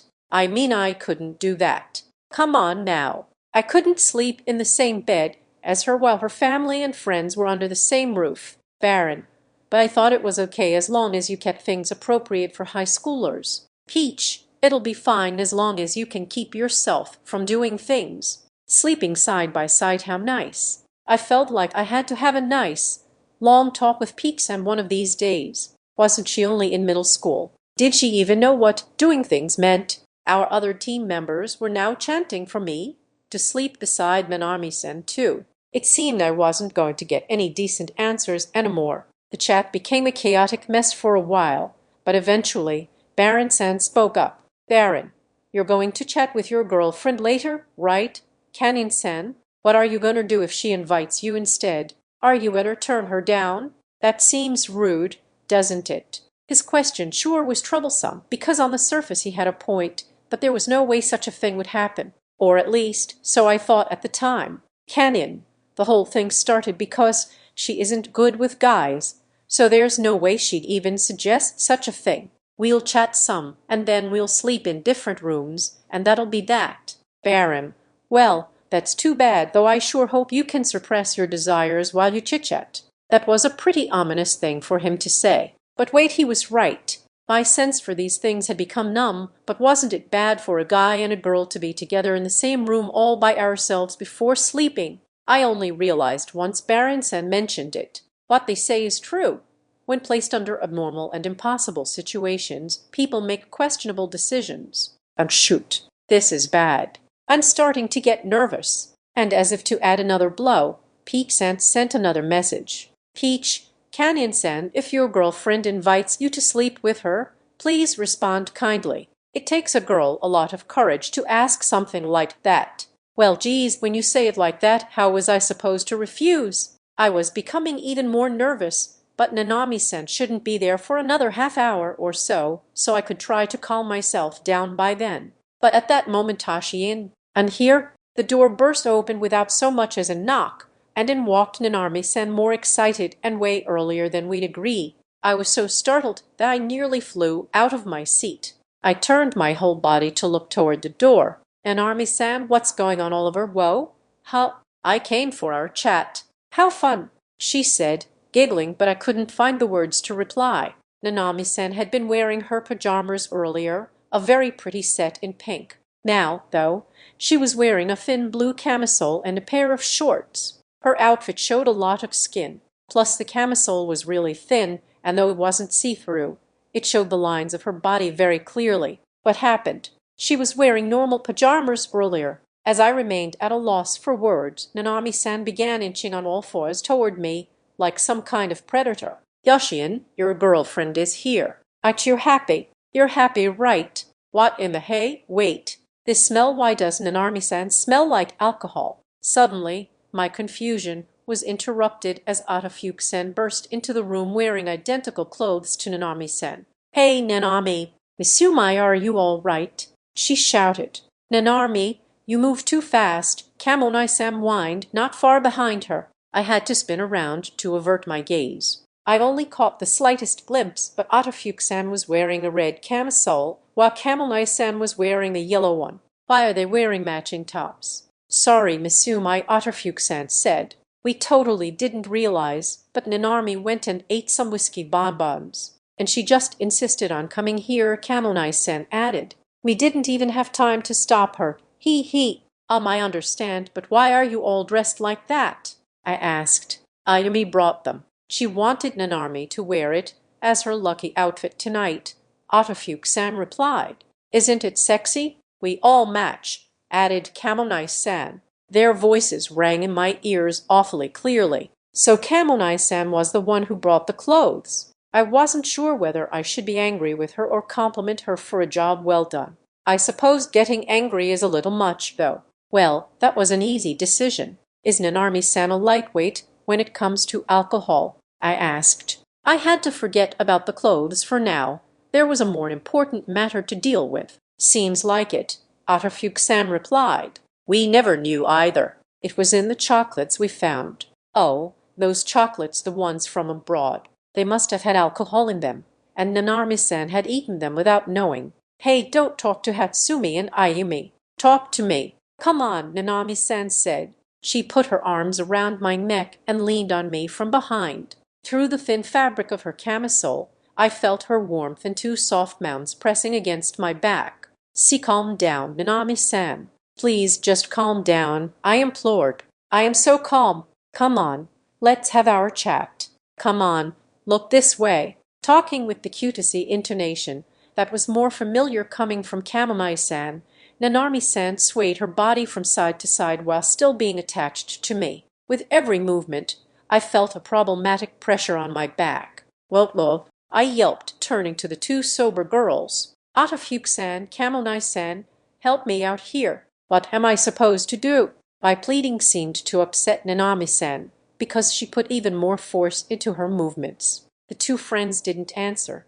Silence filled the room. I guess we'll just let the young lovers be. Atafuke-san finally said. We'll be on our way now. Oh, I'll bring some water for her later, Kamonai-san added. Excuse me, what did they just say? With Nanami-san plastered to my back, I couldn't turn around, so I couldn't see what the two of them were doing. Still, I did hear the door creak. Don't tell me as the sound of the door closing reached my ears, I realized my fears had come true. Those two just ran off. Wait, was I supposed to take this to mean that they were being considerate? I don't even know anymore. Yashin, we are all alone now. Nanami-san whispered those words directly in my ear, sending a shiver up my spine. As her breath caressed my skin, a pleasant tingle spread through my body. Shoot, shoot, shoot. My mind was filled with alarm bells. Today's date was loads of fun? Huh? Nanami-san whispered, softly but clearly. She showed no sign of detaching herself. Why, yeah, a lot happened, but it really was fun. It was fun, it really was. Nanami-san was now swaying and humming a tune. Although she'd come to chat, she didn't seem to have much to say. She was just snuggling into my back. I recalled our little lunch break during our date, but the difference now was my heart was beating like crazy. In fact, compared to earlier today, everything from her clothes to the entire situation was different. But as long as everyone was around, I absolutely couldn't do anything weird, not that I would ever do anything weird to Nanami-san while she was drunk. My body remained frozen. I felt like someone had injected liquid metal into my joints to prevent them from moving, but at least this way I wouldn't do anything stupid. However, just as I thought I'd found some peace of mind, Nanami-san's hand reached for mine. So warm, she mumbled, rubbing the back of my hand. That alone was enough to make my anxiety shoot through the roof. But then, with her opposite hand, she started touching my stomach. I became deadly still. I was just letting her do whatever she wanted with me, like a fish on a chopping block. And Nanami-san, I thought this when you undressed that time, but you have an amazing body, she said, giggling some more. You feel all rugged, like my dad. This was the same thing she told her female classmates that one day in the classroom, only this time I didn't feel any of that bewitching sexiness from her. In fact, I felt a sense of childlike innocence. In contrast to Nanami-san's words, though her actions were nothing but trouble. She continued to rub my stomach. Still, it seemed she really had returned to a childlike state. She was just rubbing me and holding my hand, without any interest in doing anything more. If she had been interested, that would have been a huge problem. Nanami-san continued her movement until I noticed her gradually slowing down. I couldn't help but think she was just preparing to make her move the moment